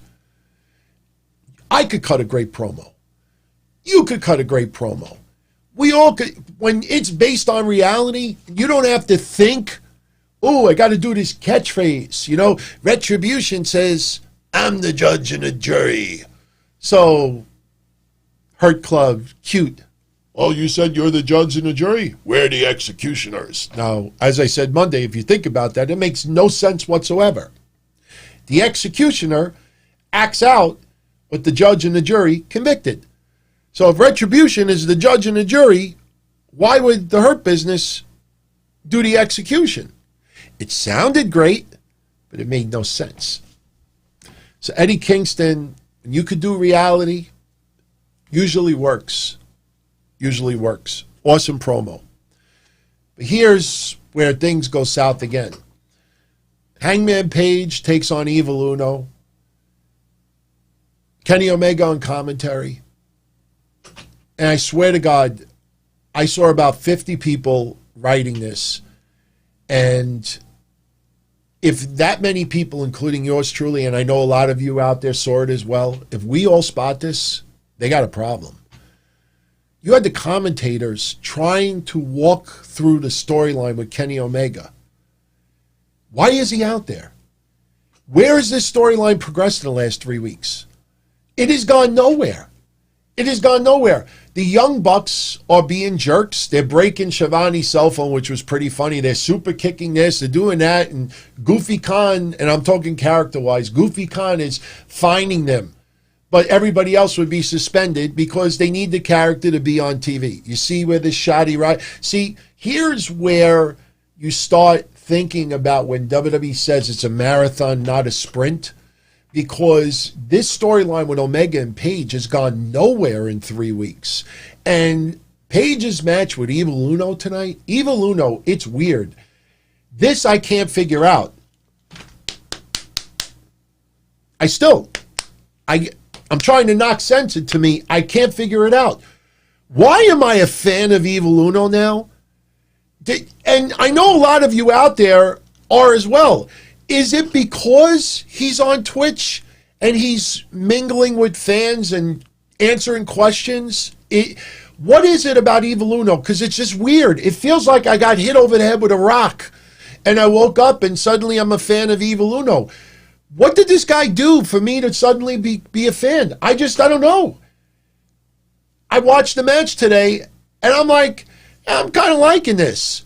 And I'm a fan of Evil Uno, Evil Pizza Uno. He's doing great on Dark. But what is it? Is he like the White Castle of wrestling? Like the guilty pleasure? Like White Castle is supposed to be crap, but, secretly you're getting a couple of, sliders and onion rings. They're onion rings, oh my God. I think when I go off this diet, and I have the first thing I'm not supposed to have, it's probably going to be White Castle onion rings. Or how many of you out there ever had White Castles and liked them? How many of you out there love not the top part, because the top part of the bread is just the pickle and the little jizz of ketchup? How many like the bottom part of the bread? All that fat from the meat is soaked up. I swear to God. In the past, I would order 6 like White Castle hamburgers or cheeseburgers, and what I would do is I would take the bottom. I don't mind I admit it. I'm disgusting sometimes. I take the bottom of the bread that has all that meat soaked in and the stuff. I take the bottom of the bread. I put about 3 or 4 onion rings on it, and I take the bottom of the bread of another White Castle. I put it together, and it's like making love in my mouth. Telling you, it's just something that everybody says is disgusting, but when it's something you got to have. I can't tell you how many times I would drive home from like going to motor vehicles or something in my neck of the woods, and you drive past the White Castle, and I got to get myself a dozen cheeseburgers. Seriously. And it's food porn. I swear to God, it's food porn. Every one of you out there, if you like eating like stuff that's not necessarily good for you, if you ever get the opportunity to have a White Castle, they do sell it frozen in supermarkets. It's not the same, but it's close to it. If you buy the frozen ones, trust me when I say this, throw the top of the bread out and put 2 together with just the bottoms. and eat it. I'm telling you, you'll say to me, DT, I don't know what about it is, but it's just incredible. Evil Uno is the White Castle of wrestling. I don't know why I like him. I mean, he's doing good in the ring and he's cool on Twitch, but I don't know why I like him. I don't get it. But I will tell you this. Hangman Page, for the second week in a row, has had a crap match. He was good, but the match is not telling a story. He just looks like a lost puppy out there. And I got news for you. We get into the quarter-hour ratings. Hangman Page is not popping ratings either. Hangman Page is, in my opinion, top 5 of all of AEW as far as talent. This storyline is killing him right now. Omega comes out on commentary and, like, why is he there? I mean, it doesn't make sense. Hangman Page is now singles. Omega wants to be singles. It's not being told well at all. And the Young Bucks, they're in the back. They have their period. They're angry. And where is that storyline going? This is 3-4 weeks now. This is going to go on for another 3 or 4 weeks. It is a hot mess. It was a hot mess. Omega is one of the top 2 or 3 wrestlers in the world right now. You know he could still put on a crazy performance. That doesn't mean he's fit to be a play-by-play guy.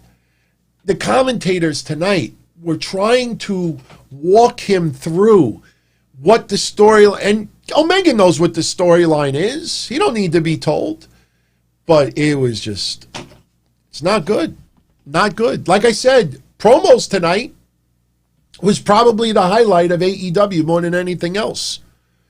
So Hangman Page beats Evil Uno, and I don't understand why I'm a big Evil Uno fan. How weird is that? Matt Jackson destroys Shivani's phone trying to get an interview in the back. Then he grabs his money and throws it all over the floor. That was cool because that's exactly what I did that time when I broke Slash's glasses. You all know that. That was the night that Don Tony was born, for real. When I uppercutted him with the cannolis and he had cannoli creams coming out of his nose and everybody in the arena, it was the coolest and weirdest thing at the same time. Everybody in the arena followed me outside thinking I was going to beat the crap out of this guy. And I took his glasses and I stepped on it. And like a scene of The Godfather, I took out my money and I just threw a couple of 20s on the floor. And I said, go buy the glasses. And he walked away with his fiance, who he's now married to, that he's cheated on more than she could ever even know, with both sides of the coin, I might add. And when he walked away and I saw the money still on the floor in like a puddle of water, I picked that up and threw it back in my pocket. I ain't going to leave the money there. So when he threw that money on the floor, it reminded me, you ever see this scene in Godfather where, you know, the photographers, I think it's James Caan, cracks the camera and he just throws a couple of 20s on the floor? That's what it kind of felt like. But again, Young Bucks, Omega, Page, hot mess. FTR, Young Bucks don't want to talk about them, but FTR are heels also. So it's a hot mess. It's a hot mess. I already talked about Brodie Lee beating Orange Cassidy. You know, I don't mind the comedy a little bit, but in the beginning, when Brodie Lee throws his glasses on the floor, you know, and yeah, Cassidy putting the glasses on Anna Jay, you know, funny a little bit of comedy in the beginning. But when he does this, I mean, I know it's all a fun gimmick, and I like Orange Cassidy. I had him hanging on my wall for a few months. I don't do that, you know, to get a like from Orange Cassidy or a follow back. Ah! I love when people get follow backs. He likes me. He really, really likes me. No, it's called a follow back. Just common sense storyline. You got a monster like Brodie Lee, who's the TNT champion, who annihilated Cody.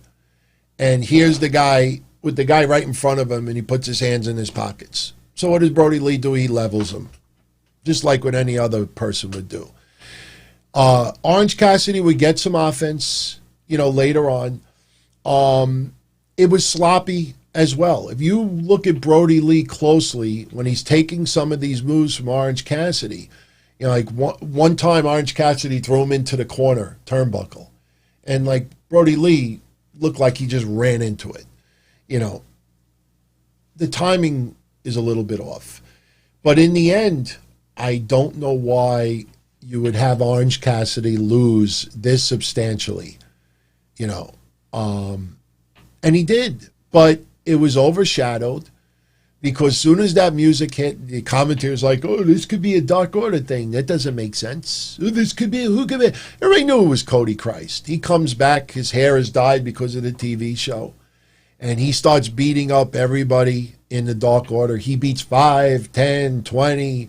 He beat them, you know, so bad, and then Brodie Lee's nowhere to be found, and, you know, whatever. I don't know, man. I like that Cody's back. It gives an instant feud for Brodie Lee again.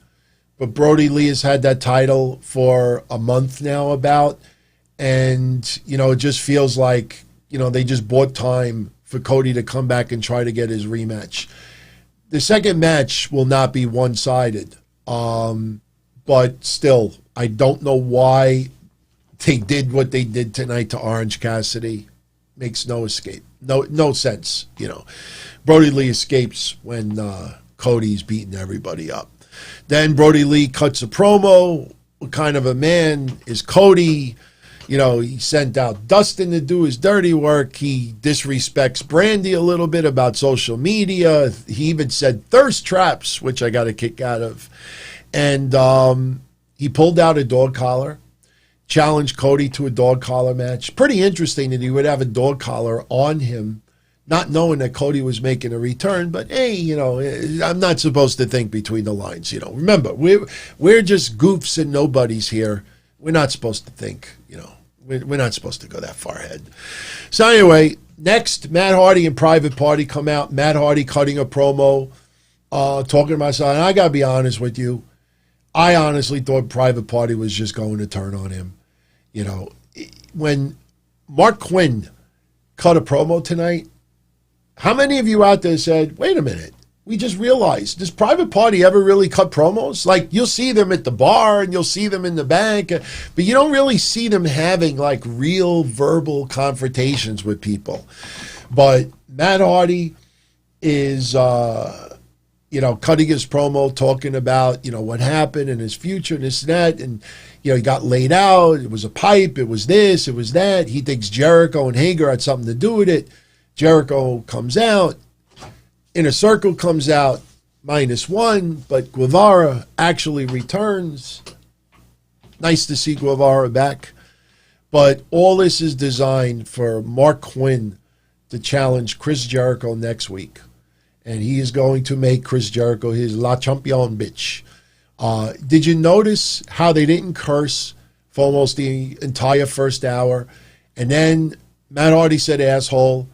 Chris Jericho, I think, said shit, bullshit or something. I just cursed. I went an hour and 43 minutes. You know, ass, I didn't think it was a curse, but damn, they got me. But if you notice, they started cursing, and then TNT was trying to hit the censor button. If you notice, they missed a couple of times. So, look, I don't mind seeing Jericho versus Mark Quinn. This is once again Jericho trying to help bring people up. FTR and Tully come out, cut a promo, and basically this leads to what we all, I don't want to say feared, but it's going to be FTR versus SCU. You remember when I said the battle of the three letters, FTR, SCU, AEW, you know, OMG, LOL. They're going to have a 20-minute clinic next week. And you know what? It'll be good for Best Friends to, you know, bring it back a little bit, because the feud with Santana Ortiz was great, but it was every other week. It was every other week or every 2 weeks, if you remember. We talked about that. But, you know, Tully cutting a great promo. Like I said, tonight was the night of great promos. The matches themselves, less to be desired, with the exception of the main event. But again, Hikaru, Shida, Thunder Rosa, they get the win over Diamante and Ivelisse, and the match was sloppy.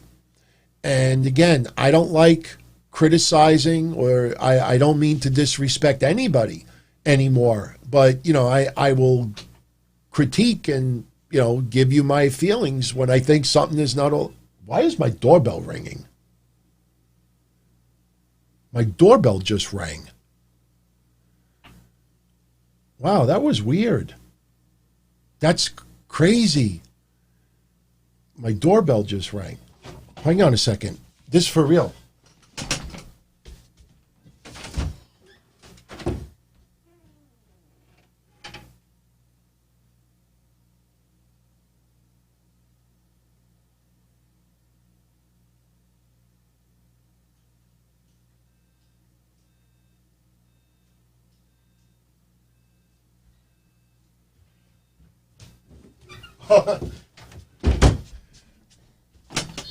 My battery died. Scared the shit out of me.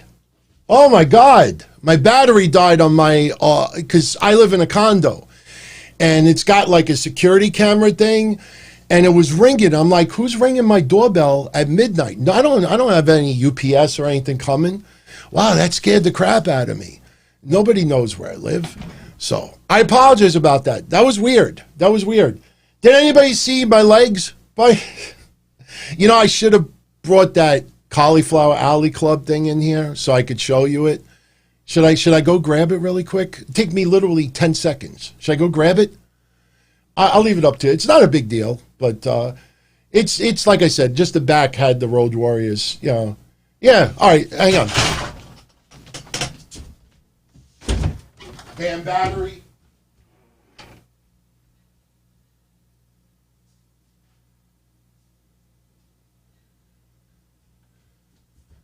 Sorry for those with the audio only stuff. I gotta block my name out of it. But yeah, that's the cauliflower. Just like I wasn't making it up.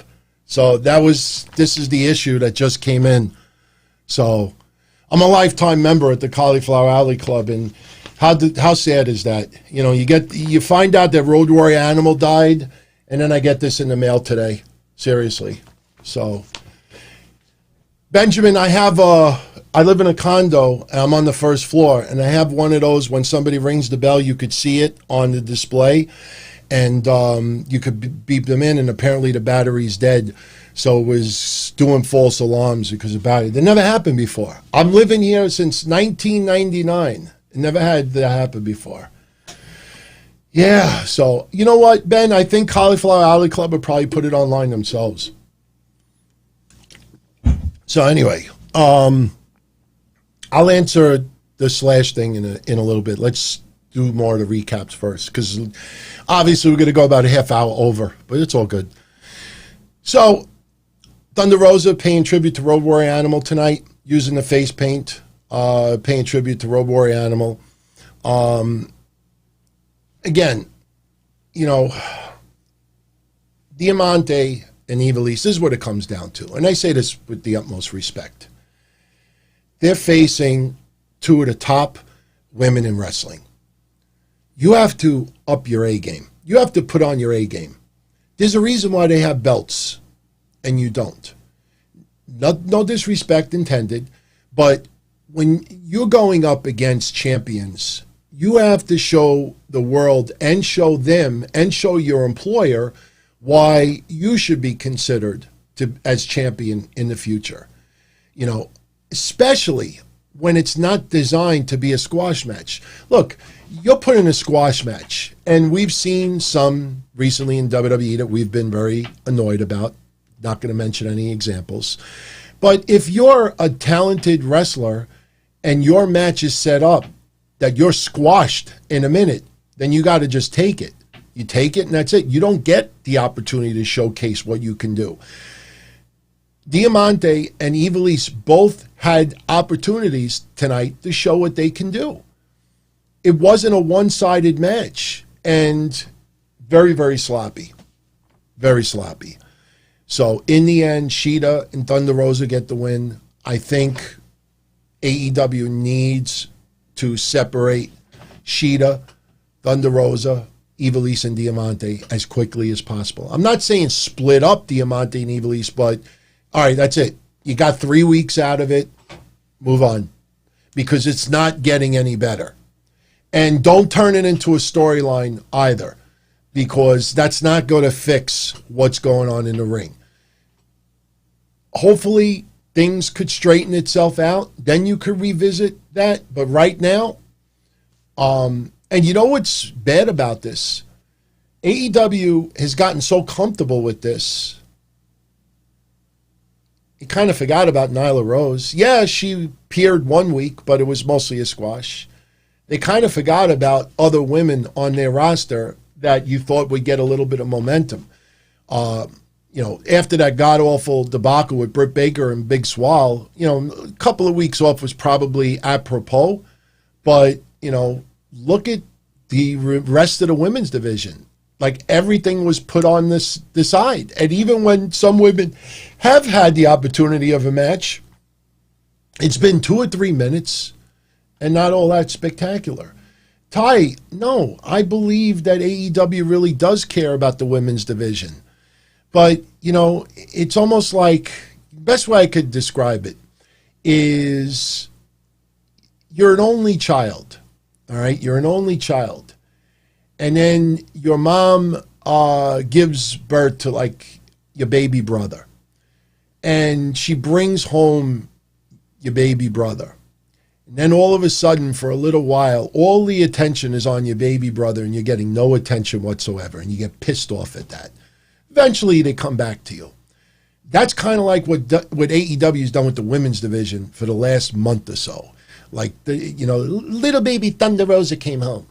So now we're going to get Shida and Thunder Rosa. And that's the... Well, when you bring the new pet home, and everybody's playing with the new puppy. Oh, look how cute, and playing with them, and, buying new toys and little bells and making up the hair and this up. And meanwhile, Spot that you've had for a couple of years, Spot is just sitting on the side, mopey.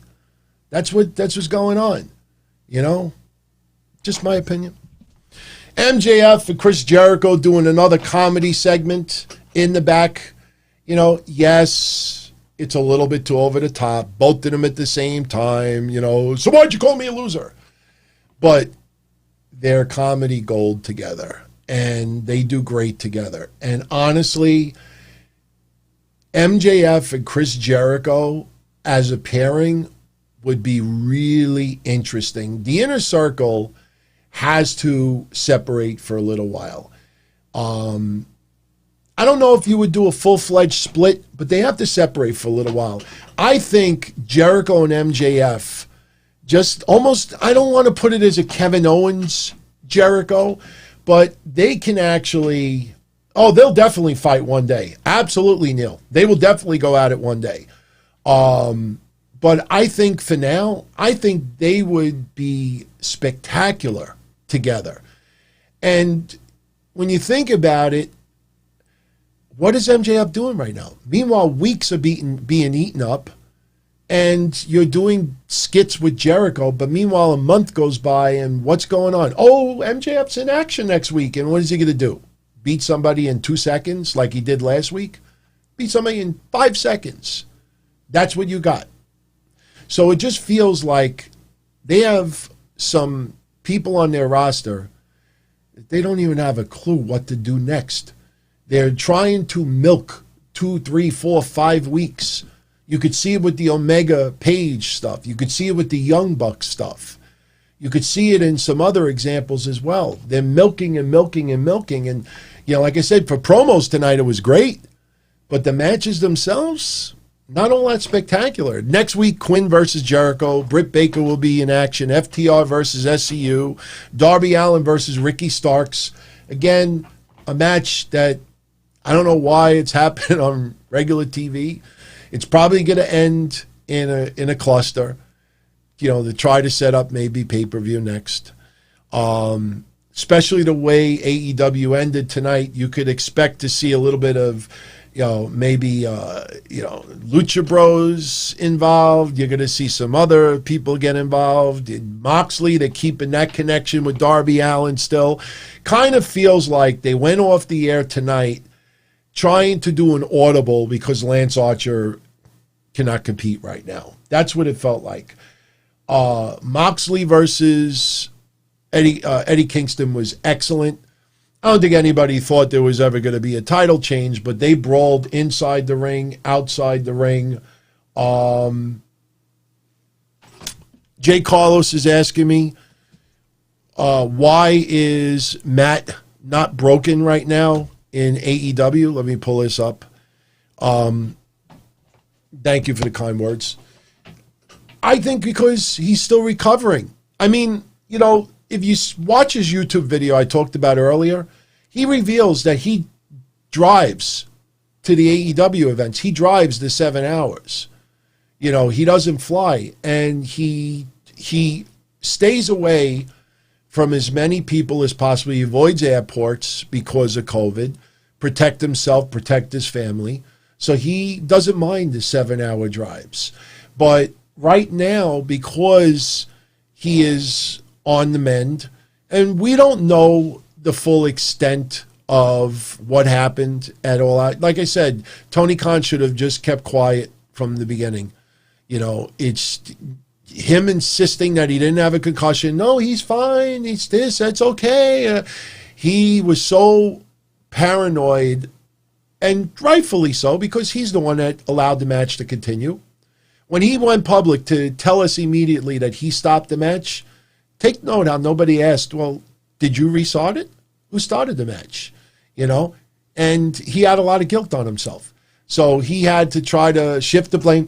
Look, I'm not going to go there tonight. But people try to shift things to, try to get the heat off themselves. And when Matt Hardy's on YouTube saying, that injury changed me, if you want to be a wise ass, all you got to say, well, Tony, what injury is he talking about? I thought it was okay. Was that a scare?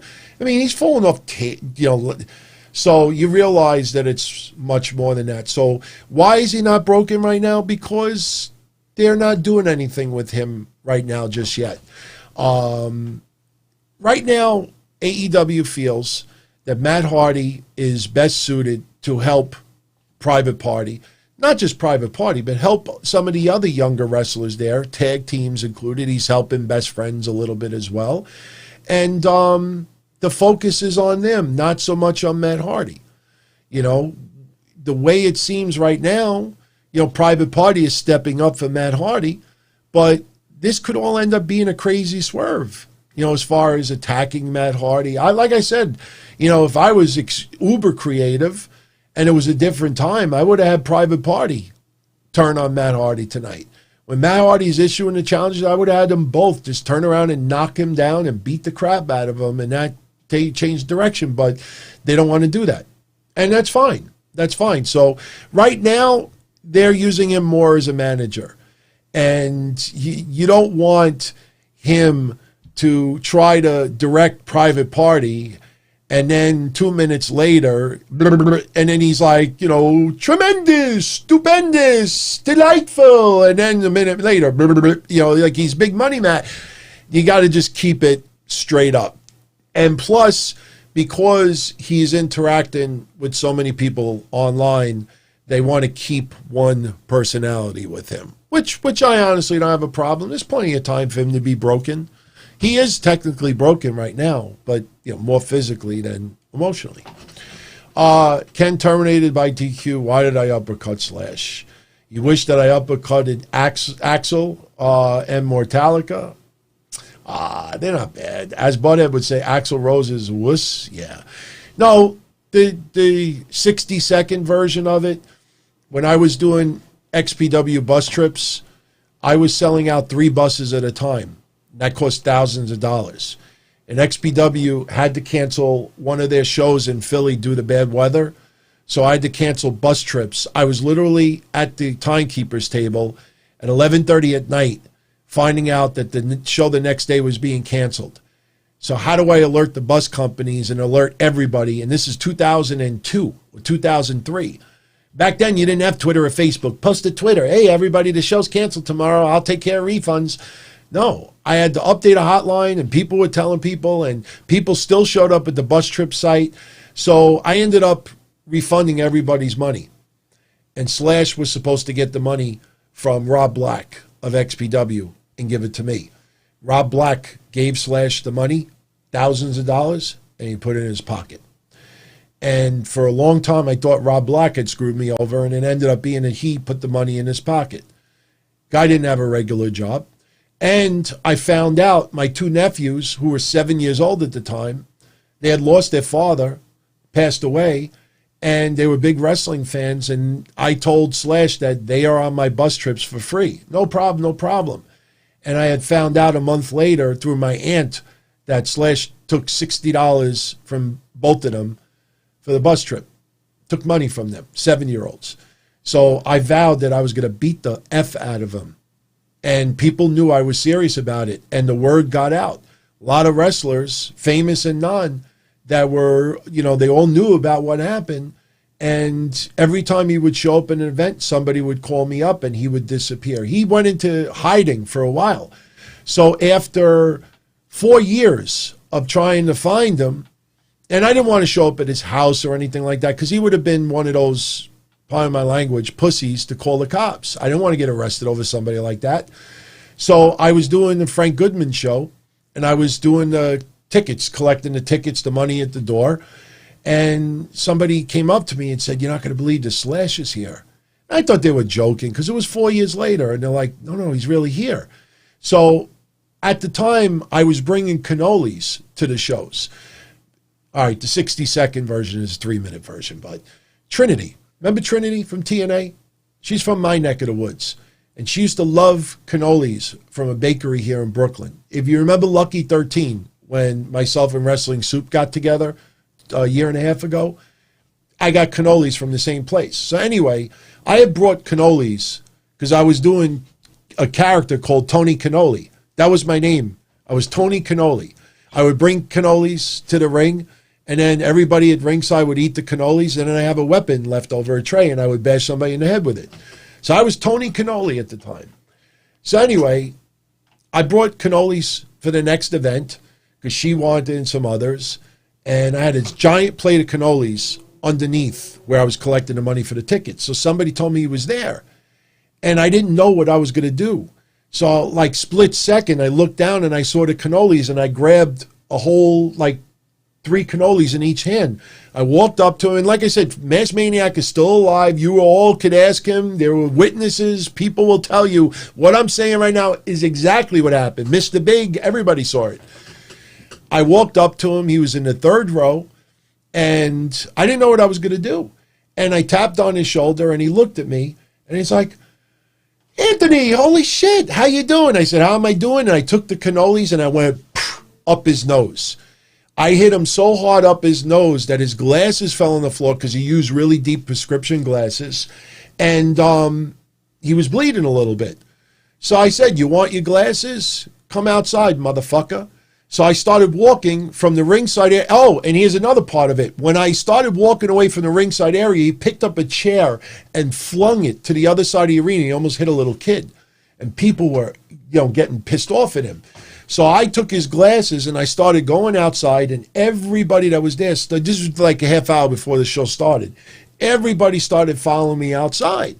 So now I'm outside and I got his glasses, and he's got cannoli cream up his nose, out of his ears, he's got blood coming out of it. And he's like, "You're going to get fucking arrested." And I said, "You motherfucker, you took money from my 6-year-old nephews and this and that, and blah, blah, blah, blah." And I'm like, "You're a piece." And he tells his fiance, let's go, let's get out of here. So I threw his glasses on the floor, and they cracked. And I threw a couple of 20s on the floor, and he didn't take the money. He left. I picked up the money out of a puddle. I put it in my pocket. I went back in the arena. Everybody's patting me on the back. "You finally got him, that piece of shit. Fuck you, this, that." And one snowflake asshole went up to me. And he's like, "Are you proud of what you did?" And I said, I said, "Excuse me?" He says, "Are you proud of what you did? That guy didn't do anything to you." I said, "You don't even know what the guy did to me. He ripped me off for thousands of dollars. He took money from my 6-year-old nephews. And you're telling me I don't have a right to be mad? And at the time, I was wearing the suit with the John Gotti shirt, just like the bobblehead. And the guy's looking at me. He's like, who do you think you are? You think you're a Don? The way you're dressed and you're up and cutting. And I looked at him. I said, yeah, I'm a Don. I'm Don fucking Tony. I said, you got a problem with that? And he's like, no. He's like, but, there's better ways to handle stuff. And then as the guy walked away, people were like, yeah, Don Tony, you got him, Don Tony. And that's how Don Tony was born. It's a God honest truth. There's about 200 witnesses to it, wrestlers included. Because at the time, Frank Goodman's like, he had Atlas security there. And, they thought it was going to turn into like Slash was going to bring the cops back. And originally he was going to have me just go home, but I had the bus trips there. So that is the truth. That is the truth. I was Tony Cannoli that night. And by the end of the night, I was no longer Tony Cannoli. I was Don Tony. That's how Don Tony was born. And that's why I uppercutted him with the cannolis. Broke his glasses. It was great, man. It was great. So, all right. So, like I said, Moxley and Kingston, great main event, brawl. In the end, you have Moxley getting the submission win. He puts like that bulldog headlock on him. And once again, a storyline that's not completed or finish. Here's Kingston now. Never got eliminated from the Battle Royal. Didn't tap out tonight. See what I'm bringing to your attention about AEW? They're now starting to do these finishes that don't have a clear and concise conclusion. So after the match is over, you got some beatdowns. Ricky Starks comes out. Darby Allin comes out. Lucha Bros come out. Everybody's left laying. And you could see that this is more to cover up that Brian Cage is not feeling all that great right now. Lance Archer has COVID. So, Will Hobbs got laid out. So, if you thought that this was anything but that, why would Will Hobbs come out? Suddenly Will Hobbs cares that much about Moxley? So you could see they're trying to replace that with this. And honestly, I don't have any problem. I don't have any problem with that. Let's see. The Dream 101, I'm full of crap and that story is fake. Dream, I swear to, like I say, if you think I'm lying, there's people you could ask right now. When you got this archive, when the show's over later, hit the timestamp, which was right around 2-hour mark, and just send it to some of the people that were there. Frank Goodman's number one person. And say, Frank, is this story true? He'll tell you. I was doing podcasts at the time. So there was a lot of witnesses there. So I look, I know a lot of people like to tell stories online, and most of it is just BS, but I have people to back up my stuff. Take note of all the people who tell stories online and all the people who witness it don't have social media.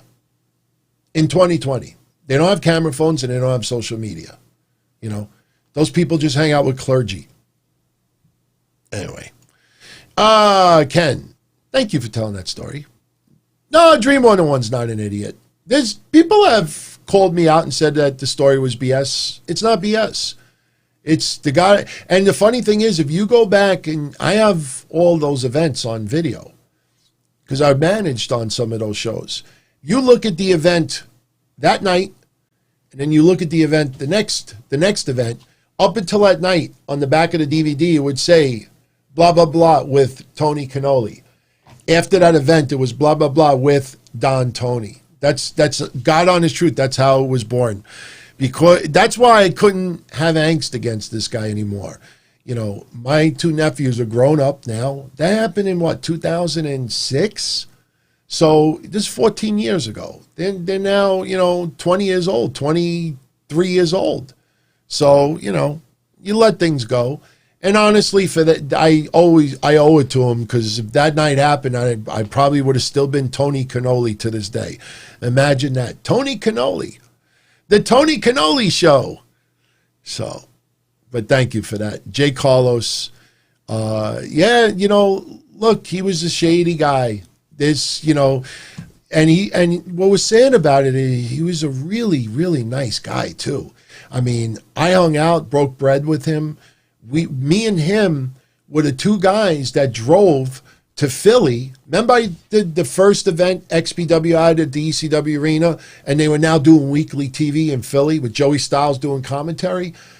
I drove to Philly with him to bring the tape to the radio station, drove all the way back to New York, diners, going out shopping. This guy was a pretty cool guy. And then I realized that all the talking and all the appearance was just a rouge, and the guy was a fraud. Unfortunately, you come across people like that all the time. I come across people like that in my personal life, customers, people I have come across in social media. People paint a certain picture about themselves, and so it may take years. Sometimes it may take days. It may take months. In the case of Slash, it took me about 6 months to find out that he was a fraud. So unfortunately, that's what happens. But that is a God-honest, true story. No reason for me to lie about it. And like I said, there were so many people who took witness to that. I even have the event on DVD, so you could actually even see me with the cannolis later on, because, I only use 4. I used to bring like 100, 200 cannolis at the shows. I got to show you all the video when I put the X-Lax in the cannolis, or everybody thought at ringside I put X-Lax in the cannolis. And one guy with his little kid, his son, wanted to beat the crap out of me because he asked me if I really put X-Lax in the cannolis, and I wouldn't give him the answer. I know a lot of you know this story already, but, I always took the religion of Bobby Heenan, that if you're a manager, whatever you do, you act like what you would do in real life. And as long as the cameras are going from bell to bell, you are a manager and nothing else.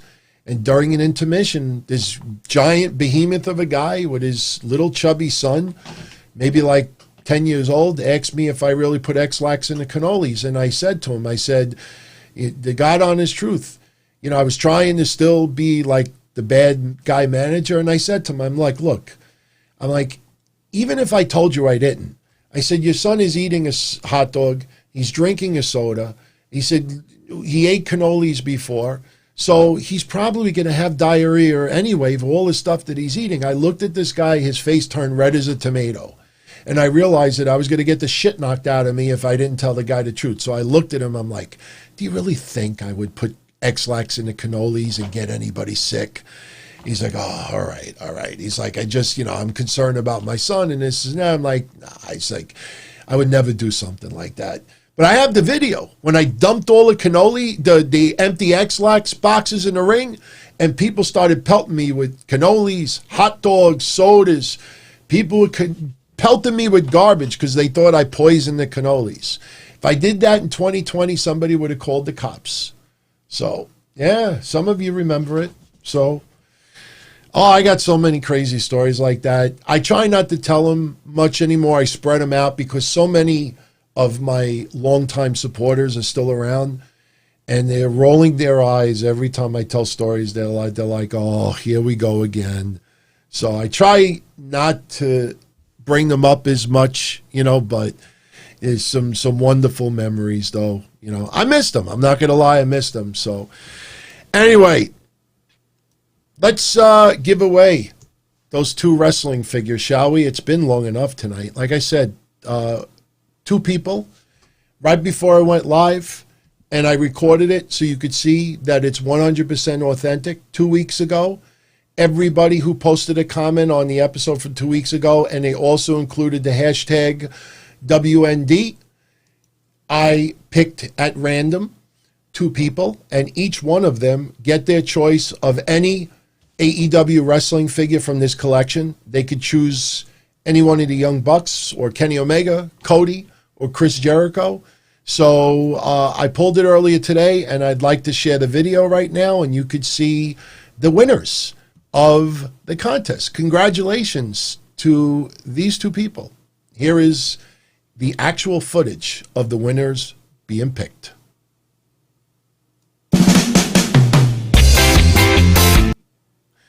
You got to make that bigger. You won't be able to see it if we don't make it bigger. Here you go. All right, here we go.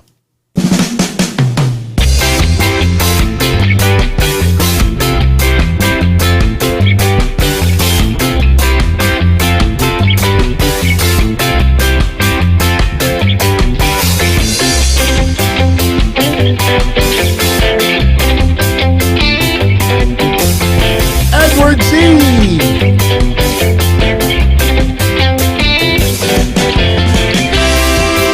And Genesis.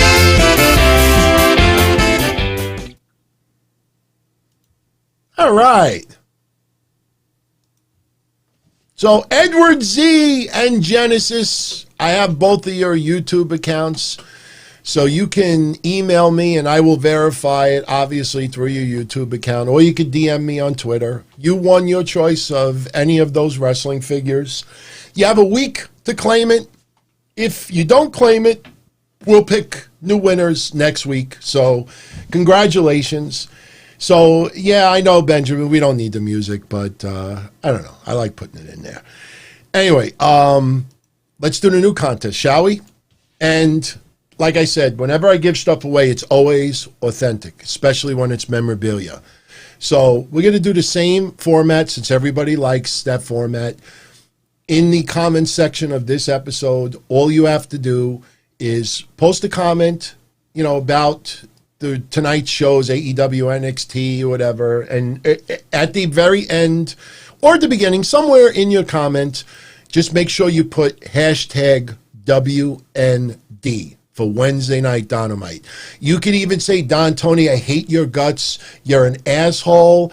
As soon as I win the prize, I'm going to sell it on eBay. I'm going to tear it up live on it. Do whatever you want. As long as you choose hashtag. Somebody eventually is going to win. And the comment's going to be like, DT, you're a dick. So I don't care. I don't care. If somebody wins, they're entitled to it. So all you got to do is post a comment. You have 2 weeks to do it. I only announce it once. So, this way, that's why the entries are always small. Because, I don't announce it online after because you don't want people just to go pass by the video, not support the show, type in a little remark, and then they steal the prize from everybody who's a regular over here. So, anyway, what are we giving away this week? I thought this one is pretty cool. Check this out. Well, that's kind of small. How's about an autographed 11 by 14 photo of Karrion Kross and Tommaso Ciampa from NXT earlier this year.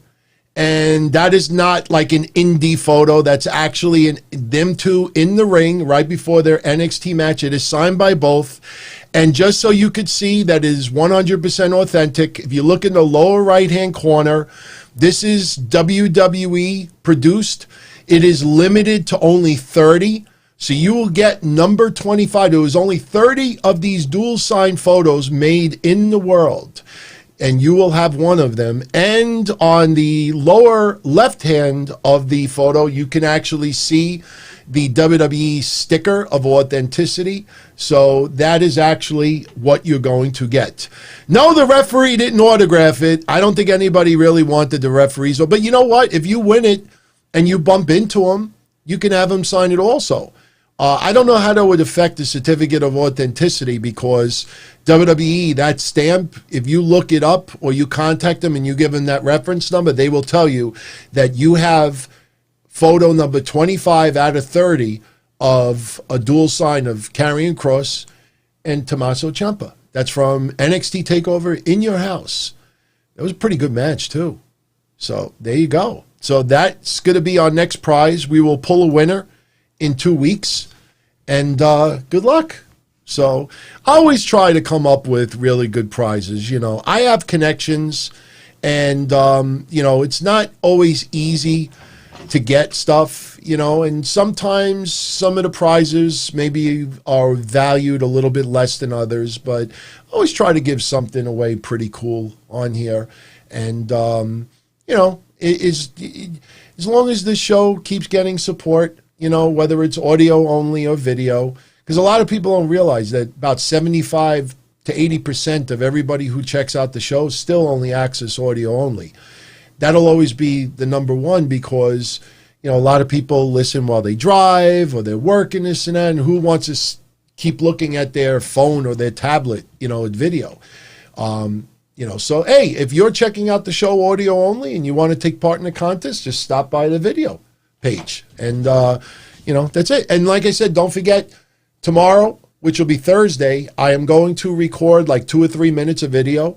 I will post it, and then you'll be able to all submit your Q&As. And then next week I will do a Q&A. I'll answer everybody's questions, and maybe we'll even make a little contest out of that as well. I think and the more I think about that, I think we will. So I have some ideas what we could give away. And the cool thing about that is we don't have to restrict it to just NXT and AEW. So we can pretty much choose whatever we want. So anyway, let's start getting this wrapped up a little bit. I know what some of you are going to say immediately. What about the NXT recap? No, we're going to get into it. We're going to get into it a little bit differently.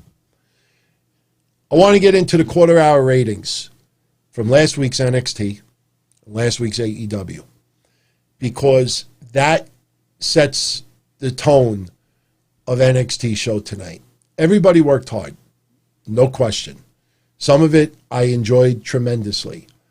But if you follow my shows every week, especially when I get into the quarter-hour ratings, you understand that being talented and having the connection with wrestling fans are two totally different things. Timothy Thatcher is one person that comes to mind all the time. Guy is old school. I compared him to Stu Hart many moons ago. The guy is great.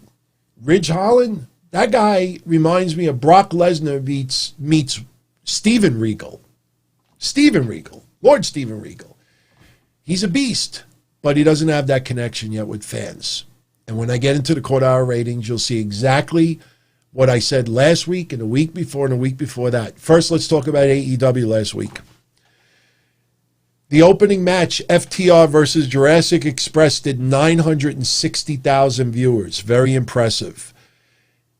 The next quarter, which was Matt Hardy getting attacked in the back, and then Hangman Page versus Frankie Kazarian, the rating took the biggest drop of the night. It dropped 103,000 viewers down to 857. Again, a Hangman Page match that is not maintaining viewers. It's actually losing viewers. The MJF match against Shawn Dean jumped up to 935,000 viewers. Then you had the MJF promo, Taz and Eddie Kingston's promos. That dropped back down to 891. Chris Jericho and Jake Hager versus Private Party increased slightly to 904,000 viewers. Thunder Rosa versus Ivelisse and the Lance Archer Moxley segment, they both fell into the same quarter hour. The rating dropped from 904 to 869,000 viewers, so it took a little bit of a dip.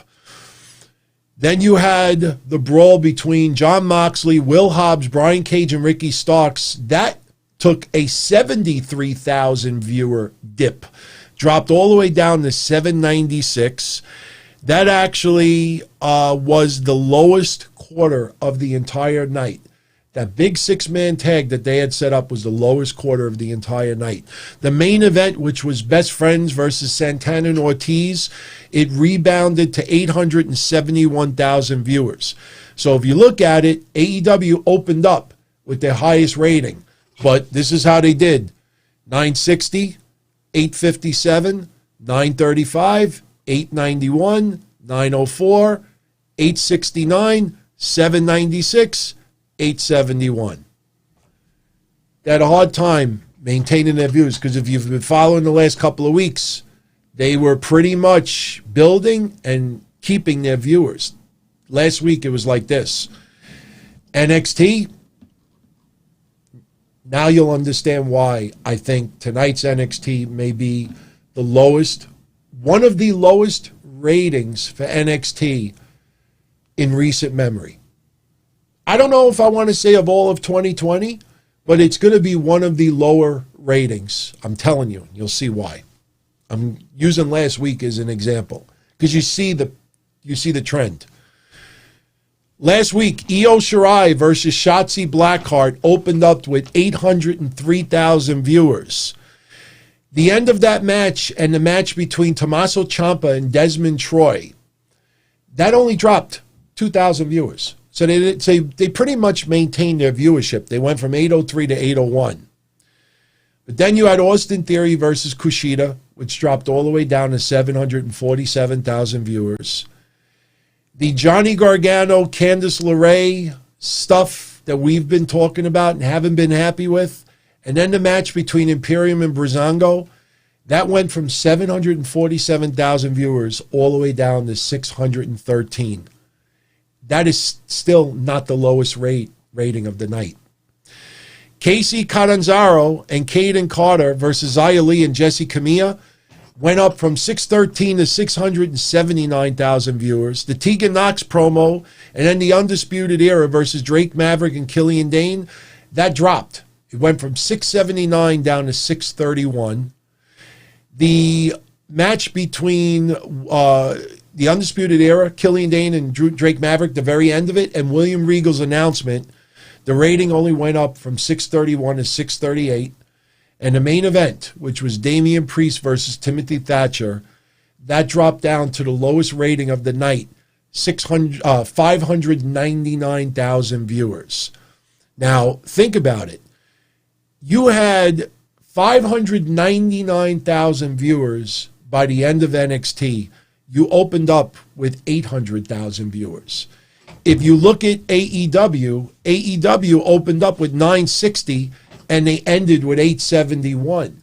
So as the night went for NXT, this is what it looks like. 803, 801, 747, 613, 679, 631, 638, 599. They just went down and they could never recover. If they built 2,000, 10,000, but the high point, the opening, the low point, the end. Timothy Thatcher does not equal ratings. He never had. Did he face Johnny Gargano a while back? I think there was a match between him and Johnny Gargano that scored not only the lowest rating of the night, but took the biggest dip of the night as well. Timothy Thatcher is he's a beast. The guy's awesome. But unfortunately, for WWE standards, that's not enough. And, look, we got to also pay attention to Damian Priest, too. Because Damian Priest was also in that match, and even he couldn't pop a rating. Nobody seemed to pop a rating. They opened up strong, and it just went down. Nobody had that 70,000, 80,000 viewer jump. So when you look at that, you realize how much of a beating WWE took last week. Now we talk about NXT tonight. And unfortunately, because of the length of these matches, there's really not much to talk about. And I'm not trying to be shady against NXT. I'm a fan of theirs as well. But they opened up with the Battle Royal. And the winner of the Battle Royal will take on Io Shirai at TakeOver. Now, my favorite and Mish's favorite was Rhea Ripley, because Rhea Ripley versus Io Shirai feels very solid. He even said he would go with a sleeper and go with Xia Li, which is not bad either. So the participants in this match were Rhea Ripley, Candice LeRae, Tegan Nox, Dakota Kai, Raquel Gonzalez, Shotzi Blackheart, Caden Carter, Aaliyah, Indy Hartwell, Xia Li, and Casey Catanzaro. They did a little storyline at the beginning of the show where Candice LeRae attacked Tegan Nox with a lead pipe, a la Nancy Kerrigan, and what was the blonde chick's name? The one that did the X-rated film, The Wedding Night. Can never get that out of my eyes. Somebody in the chat will remember her name. I can't remember her name right now, but she whacked Nancy Kerrigan. Why? So, come on, somebody bail me out. I'm drawing a freaking blank right now. And you know what's funny? Remember, she was supposed to manage Eddie Guerrero. You remember? Tanya Harding. Do you remember that? I talked about that on History Show twice. Tanya Harding was going to do a managing stint, and she was actually going to manage, was it Eddie Guerrero? And she was going to manage also his tag partner that passed away, Art Barr. So, yeah, you got to look that up. Conan was involved with that as well. Got a lot of publicity, too, but it ended up really not happening much at all. So anyway, most of the night, the match was about Rhea Ripley and Raquel Gonzalez beating the crap out of everybody, eliminating everybody. And, you know, we're starting to think, okay, it may come down to Rhea Ripley, Candice LeRae, Raquel Gonzalez. Shotzi Blackheart lasted a while as well, but Shotzi Blackheart had the match last week. So we never thought that Shotzi Blackheart would get another return match quickly. Nothing against her. And I said earlier, she is one of the biggest cheerleaders for NXT right now. She's got the right frame of mind. But the next thing you know, you got Raquel Gonzalez and Rhea Ripley pretty much being eliminated together. And you're looking at who's left in the ring, and you pretty much got Casey Catanzaro, Indy Hartwell, Shotzi Blackheart, and Candice LeRae. And Dakota Kai for a little while as well. But now we're looking, and I think a lot of people out there were like, oh, is it going to be Candice LeRae? And nothing against Candice LeRae, but everything that they've been doing with these segments at the house, it's never done good with ratings. Like I said, look at what we just talked about for last week. Everything with Candice LeRae and Johnny Gargano, and it's really not their fault. They're trying to make the best out of part of my pun, a Shotzi situation, you know? So, you know, she's talented. There's nothing wrong with her, but you have this other storyline going on, and you know that if she is going to, quote-unquote, injure Tegan Nox, obviously Tegan Nox is going to get involved with this. So, you know, I'm not enamored with Io Shirai versus Candice LeRae at TakeOver. And Candice LeRae was the final person remaining. She was going at it with Shotzi Blackheart for a little bit. You know, they teased a couple eliminations. Candice LeRae's on the metal ring steps. Shotzi Blackheart's on the apron. They're dangling with one foot.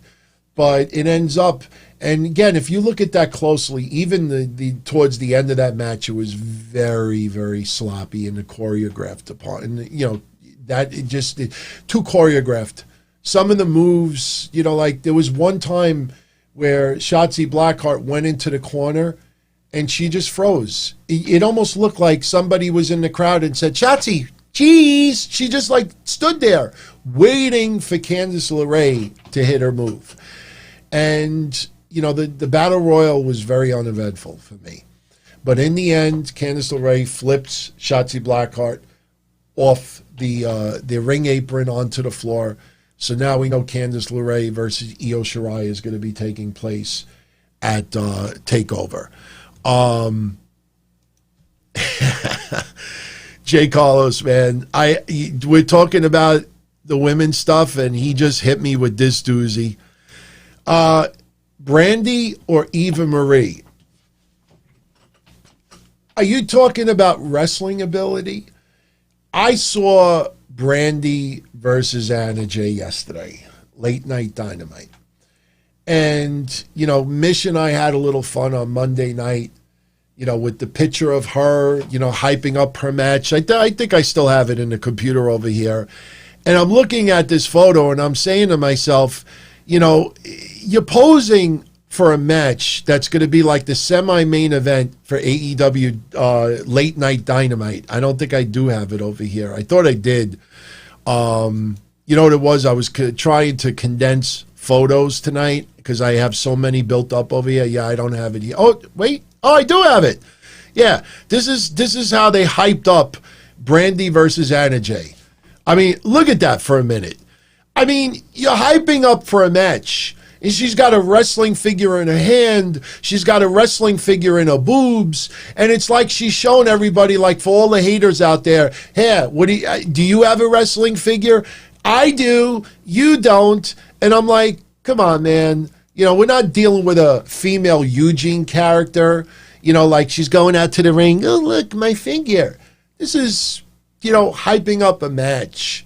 And I know it sounds a little bit petty, but again, it's just like, you know, Eva Marie, I honestly think if you looked at Eva Marie in NXT, you would have thought that she would have went a little further in the talent department. She actually did a little work in NXT, was not all that bad, but for some reason on the main roster, it would just, you know, it never clicked.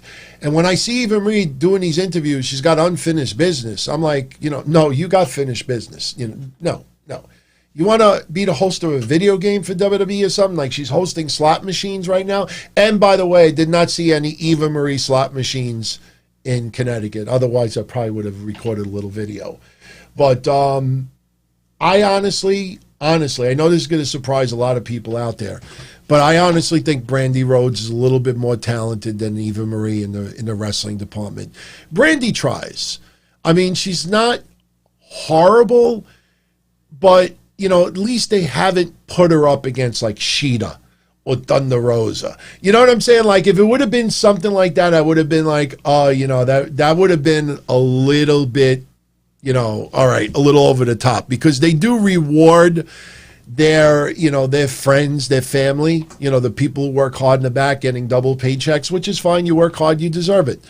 But, you know, Brandy, you know, she tries. And I say that with the utmost sincerity. She tries. But, you know, you see some of the moves. I mean, no. And thank you, Rothman. Thank you. Yeah, this is episode 52. We've done officially 1 year's worth of episodes. It's been an interesting year, man. It hasn't been easy. I mean, I always try to do something a little bit more than others. Yeah, it might be a personality defect about yours truly. I know a lot of people will interview will just recap AEW tonight, and then they'll do NXT on another night, you know, different thing. I like to do both at the same time. Keeps me busy. I'm watching this match and this match at the same time. I'm doing this match and this match, and I'm covering this and I'm getting this, and I like the challenge. So I hope everybody likes it. I mean, if a lot of you out there feel that you don't want both shows recapped in the same episode, speak out. Let me know. I mean, you dictate where these shows go. If you've noticed, we've cut back a little bit on the other feds. We saved that more for Fridays. But, yeah, always put your feedback. I'm always reading the feedback. And like I said, we just started. This is going to take years to really build it up to exactly where we want it to be. I want to start taking calls.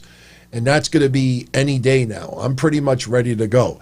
I literally, no joke, I don't want to start pulling things apart.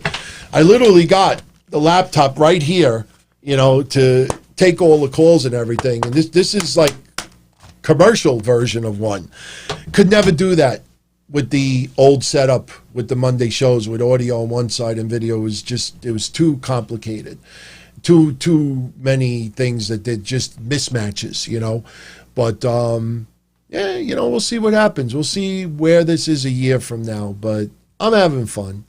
You know, it's a little tiresome at times, especially since I got to get up at 6 every day, Monday through Friday. But I catch up on the weekends a little bit. So, but thank you for that. I really do appreciate that. You know, if you all like it, that's what matters. And I know that there's other shows out there that are doing the same thing as me, and I swear to God, in no way, shape, or form am I trying to pull people from those shows to mine. You know, I feel, you know, there's no reason why you can't like multiple shows, but I can honestly tell you that pretty much everybody that is on YouTube right now doing wrestling shows have been very, very supportive and not talking shit behind my back either. They've been very supportive and some giving me a little bit of tips here and there. But they joke also. They're like, here's to your success. Just don't ruin mine. So I'm not trying to ruin anybody's deal. Tommaso Ciampa versus Jake Atlas. Oh. I touched on this last week in the title of last week's episode of Wednesday Night Dynamite. If you look at the title last week, I said more number one contender gimmick matches. That was part of my title of last week's episode. This is something else WWE has fallen into that I think is a problem and is also contributing to these lower ratings. Too many gimmicks. I always said there's not enough disarray. There's got to be disarray outside the ring. Gimmick matches doesn't mean disarray. And a lot of times it's confusion, it's cheap, it's matches that haven't been thought out a lot. You did like an Iron Man match, 4 people, Iron Man match, and you end up with a fucking tie. Don't expect everybody, it's not like a cliffhanger. We got to go, come back next week. There's no cliffhangers here. It feels like, gimmicks because the matches themselves do not have enough merit. Io Shirai versus Candice LeRae. We can't get from here to here so they face each other at TakeOver. Oh, we'll just put 20 people in the ring together and make a battle royal out of it. Oh, we can't get from Finn Balor to tonight's winner, so we'll just do this. Never been done before. Elimination, blah, blah, blah, Wooderba, Gauntlet, Eliminator, the Eliminator Gauntlet. And WWE, you look back at a year ago to now. You had War Games, absolutely. You had special matches on TakeOver events.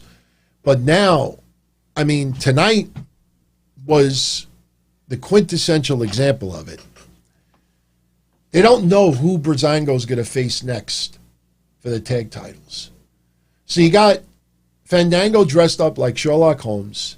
He's got a whiteboard, and he's got members of tag teams on the whiteboard, and he comes up with a wild card match. Got 4 tag teams. Again, we've touched on this, but it's becoming a big problem.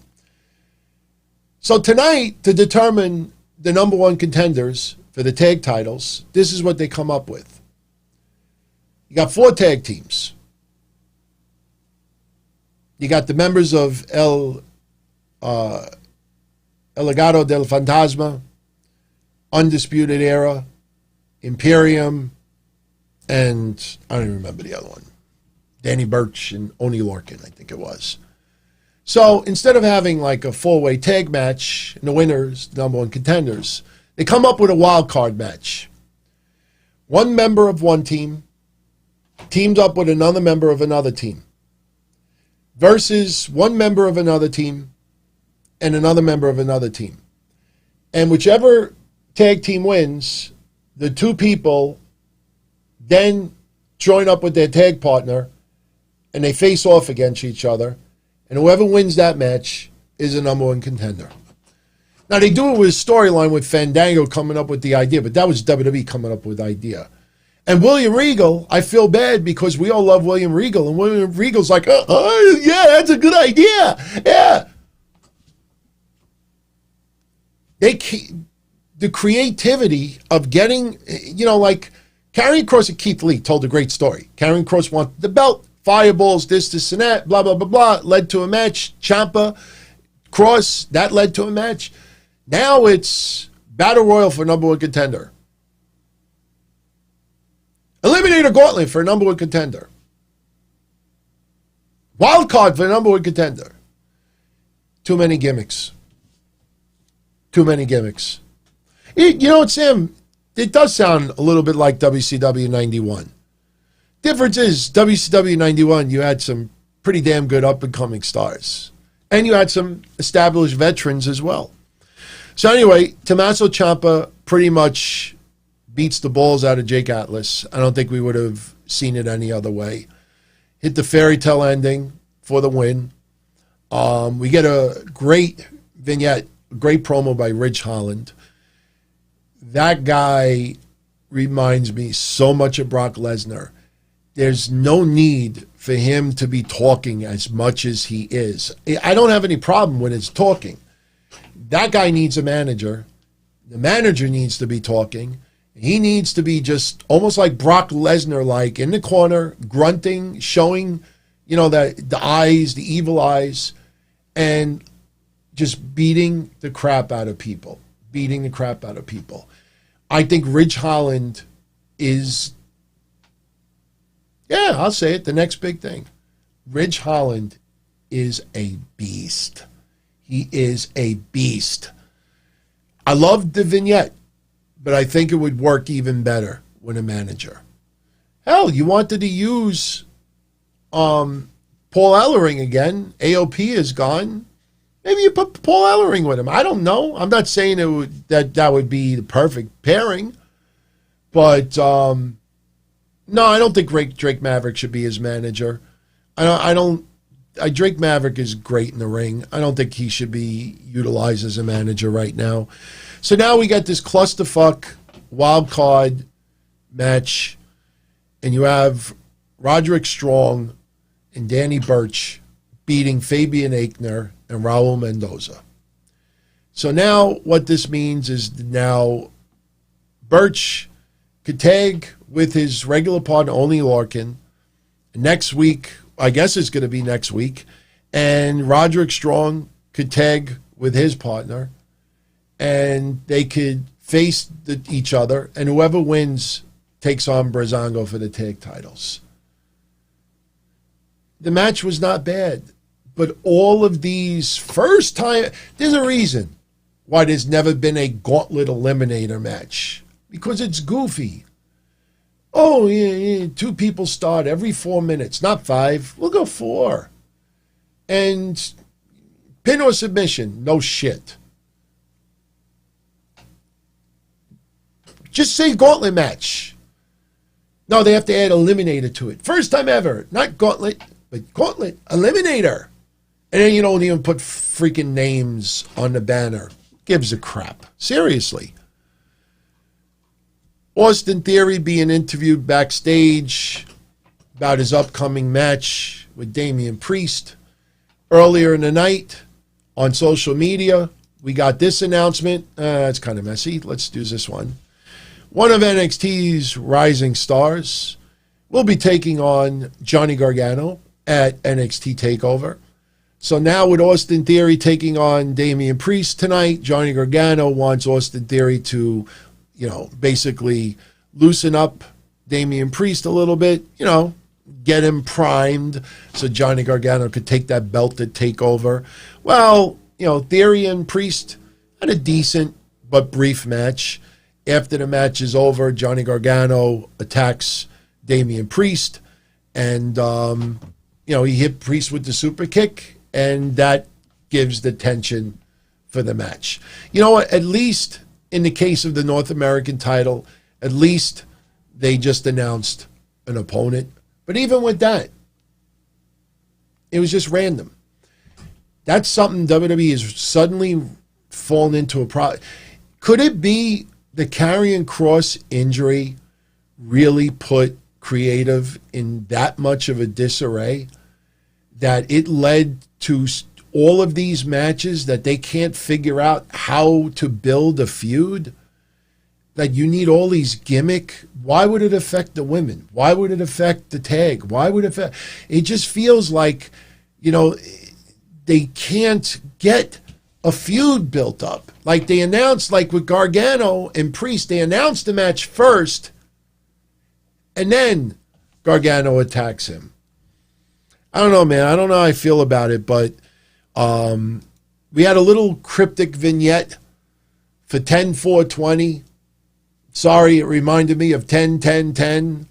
10-4-20 happens to be the next TakeOver, so somebody's going to be making an appearance, a surprise at TakeOver.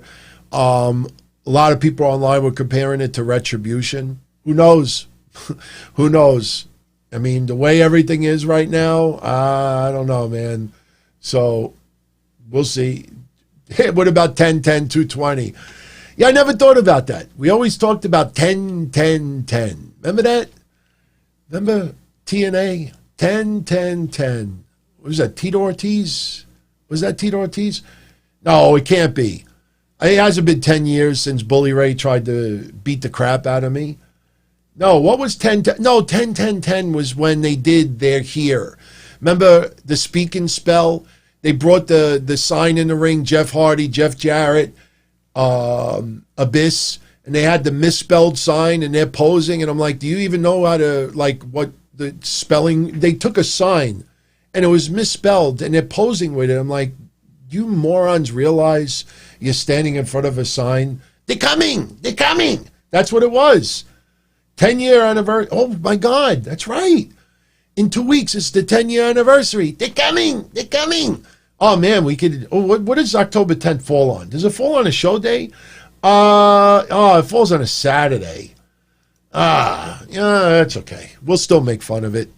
Bound for Glory, 2010. They're coming! I haven't done that in a long time. Oh, for newer listeners out there, or newer viewers, you missed a lot of fun.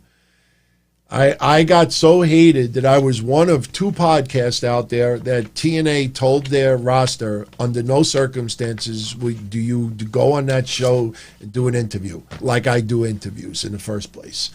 And then I had the little skirmish where Bully Ray invited me to go to Florida, in the ring, confront him face to face, because I was bashing TNA. And that's all squashed. I mean...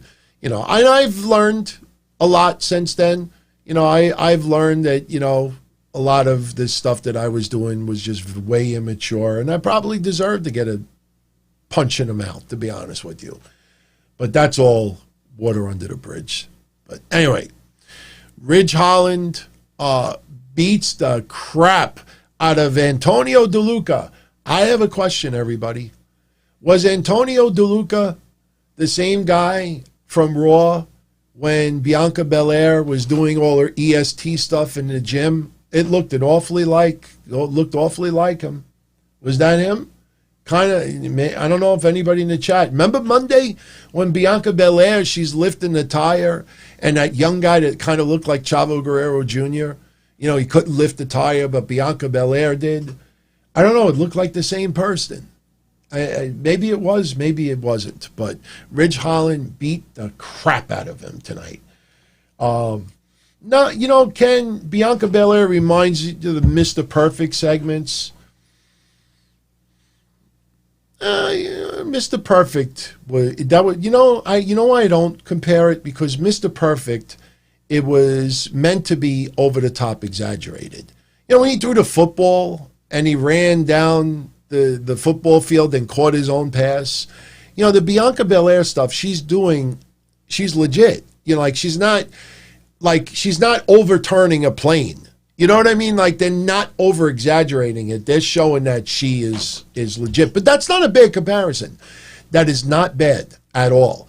But that guy tonight looked an awful lot like the guy from Monday. I don't know if it was, but I think it was. We had a vignette from Isaiah Swerve Scott. He's still got some ways to go. I don't blame them for, you know, giving him a little bit of, you know, this appearance of an elevation. He's definitely in the right direction, but I need a little more seasoning from him before he goes to the next level. Like I said a couple of weeks ago, I think a year from now, he will be in the same path like Rich Swann, Ricochet, Cedric Alexander was in the WWE about 4 or 5 years ago. I'm not saying he's going to be misused, but I think he will be where those guys were about 4 or 5 years ago. He's in the right direction. So, then we had, by the way, the Ridge Holland destruction of Antonio DeLuca. What about those headbutts to the face? That guy reminds me so much of Brock Lesnar. They got to tweak it. They got to give this guy a manager. Maybe you disagree with me on that. but I just feel no reason for him to talk. There's no reason.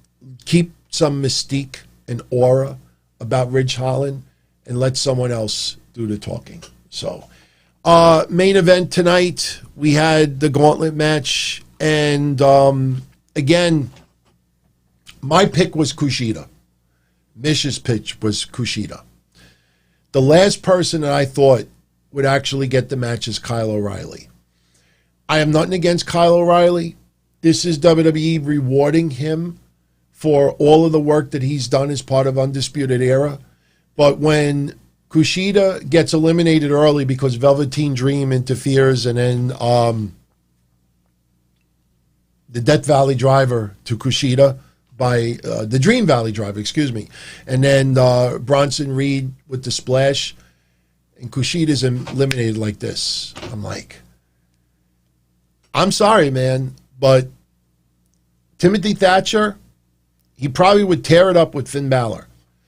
As I've been talking about with ratings with him for quite some time now, he doesn't have that connection yet. Not yet. Bronson Reed, likable guy, very talented. I think it would have been way too soon. Cameron Grimes, starting to warm up to him a little bit, but it feels like, too many miscues with him. Either let him go, give him the shot, or stop putting him in these positions. Because now this is 2 high-profile matches, or even 3 technically, that he's come up short. This short. After a while, it becomes not damaged goods, but I didn't like it all. When Kushida got eliminated, now it feels like it's going to be Kushida versus Dream at TakeOver. And I'm not saying that match is going to stink, but,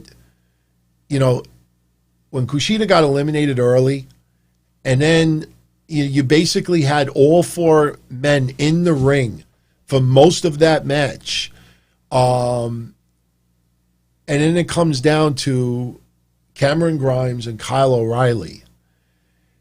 And I'm like, you want a little suspension of disbelief that Finn Balor could possibly drop the belt at TakeOver. He's not going to drop the belt at TakeOver, but you want that little suspension of disbelief that he could.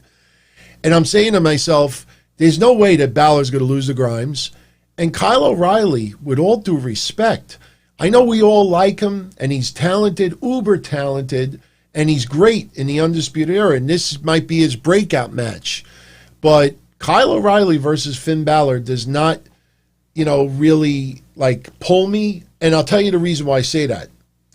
Because now look at who may be facing Breezango at TakeOver. Look at the options that are there from the wild card tonight.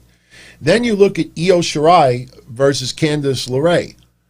Then you look at Damian Priest versus Johnny Gargano. I tell you, out of everything, Johnny Gargano and Damian Priest I might be looking forward to more than anything else.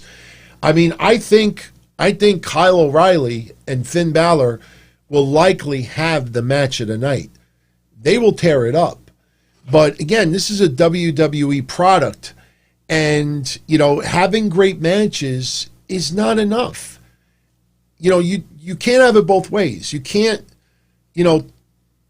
talk about the ratings, but then say, well, the ratings and the name value doesn't matter. The match is what you care about. I don't know. I mean, you have Cameron Grimes, who thought he got the pin, and he didn't. And then you had Kyle O'Reilly with the submission win. Then Undisputed Era, happy for Kyle O'Reilly. Finn Balor with a little stare down, and they go off the air. It's early still. But right now, looking at that TakeOver pay-per-view on paper, not much of it stands out to me. Because right now, in my opinion, there's no way Io Shirai loses her belt. There's no way Balor loses his belt. There's no way Priest is losing his belt. And Breezango, I told you, I want him to keep the belts to at least the end of the year. I'm a little concerned that they could be losing it sooner than later. So, look, we got a few weeks still. As far as ratings tonight, I think AEW is going to dominate NXT because, like I said, you look at the matches, no real grabs. The Battle Royal, maybe a little bit, but I think AEW this week, I think they go down a little bit. I think AEW this week does about, I'd say 864. And I think NXT, believe it or not, I think NXT is in the low sixes. I say 8, you know what? Yeah, I'll say 864 to 610. Yeah, 864 to 610. I don't think it's going to be a real big ratings night for either company. But with that said, everyone, I'm going to jet out of here. We're 30 seconds away from 3 hours, an hour longer than I had planned. But we got into nice tribute for Road Warrior Animal. God rest his soul. Please post your feedback. And if you're around Friday night at 10:05 p.m. Eastern, join me for the Don Tony Show.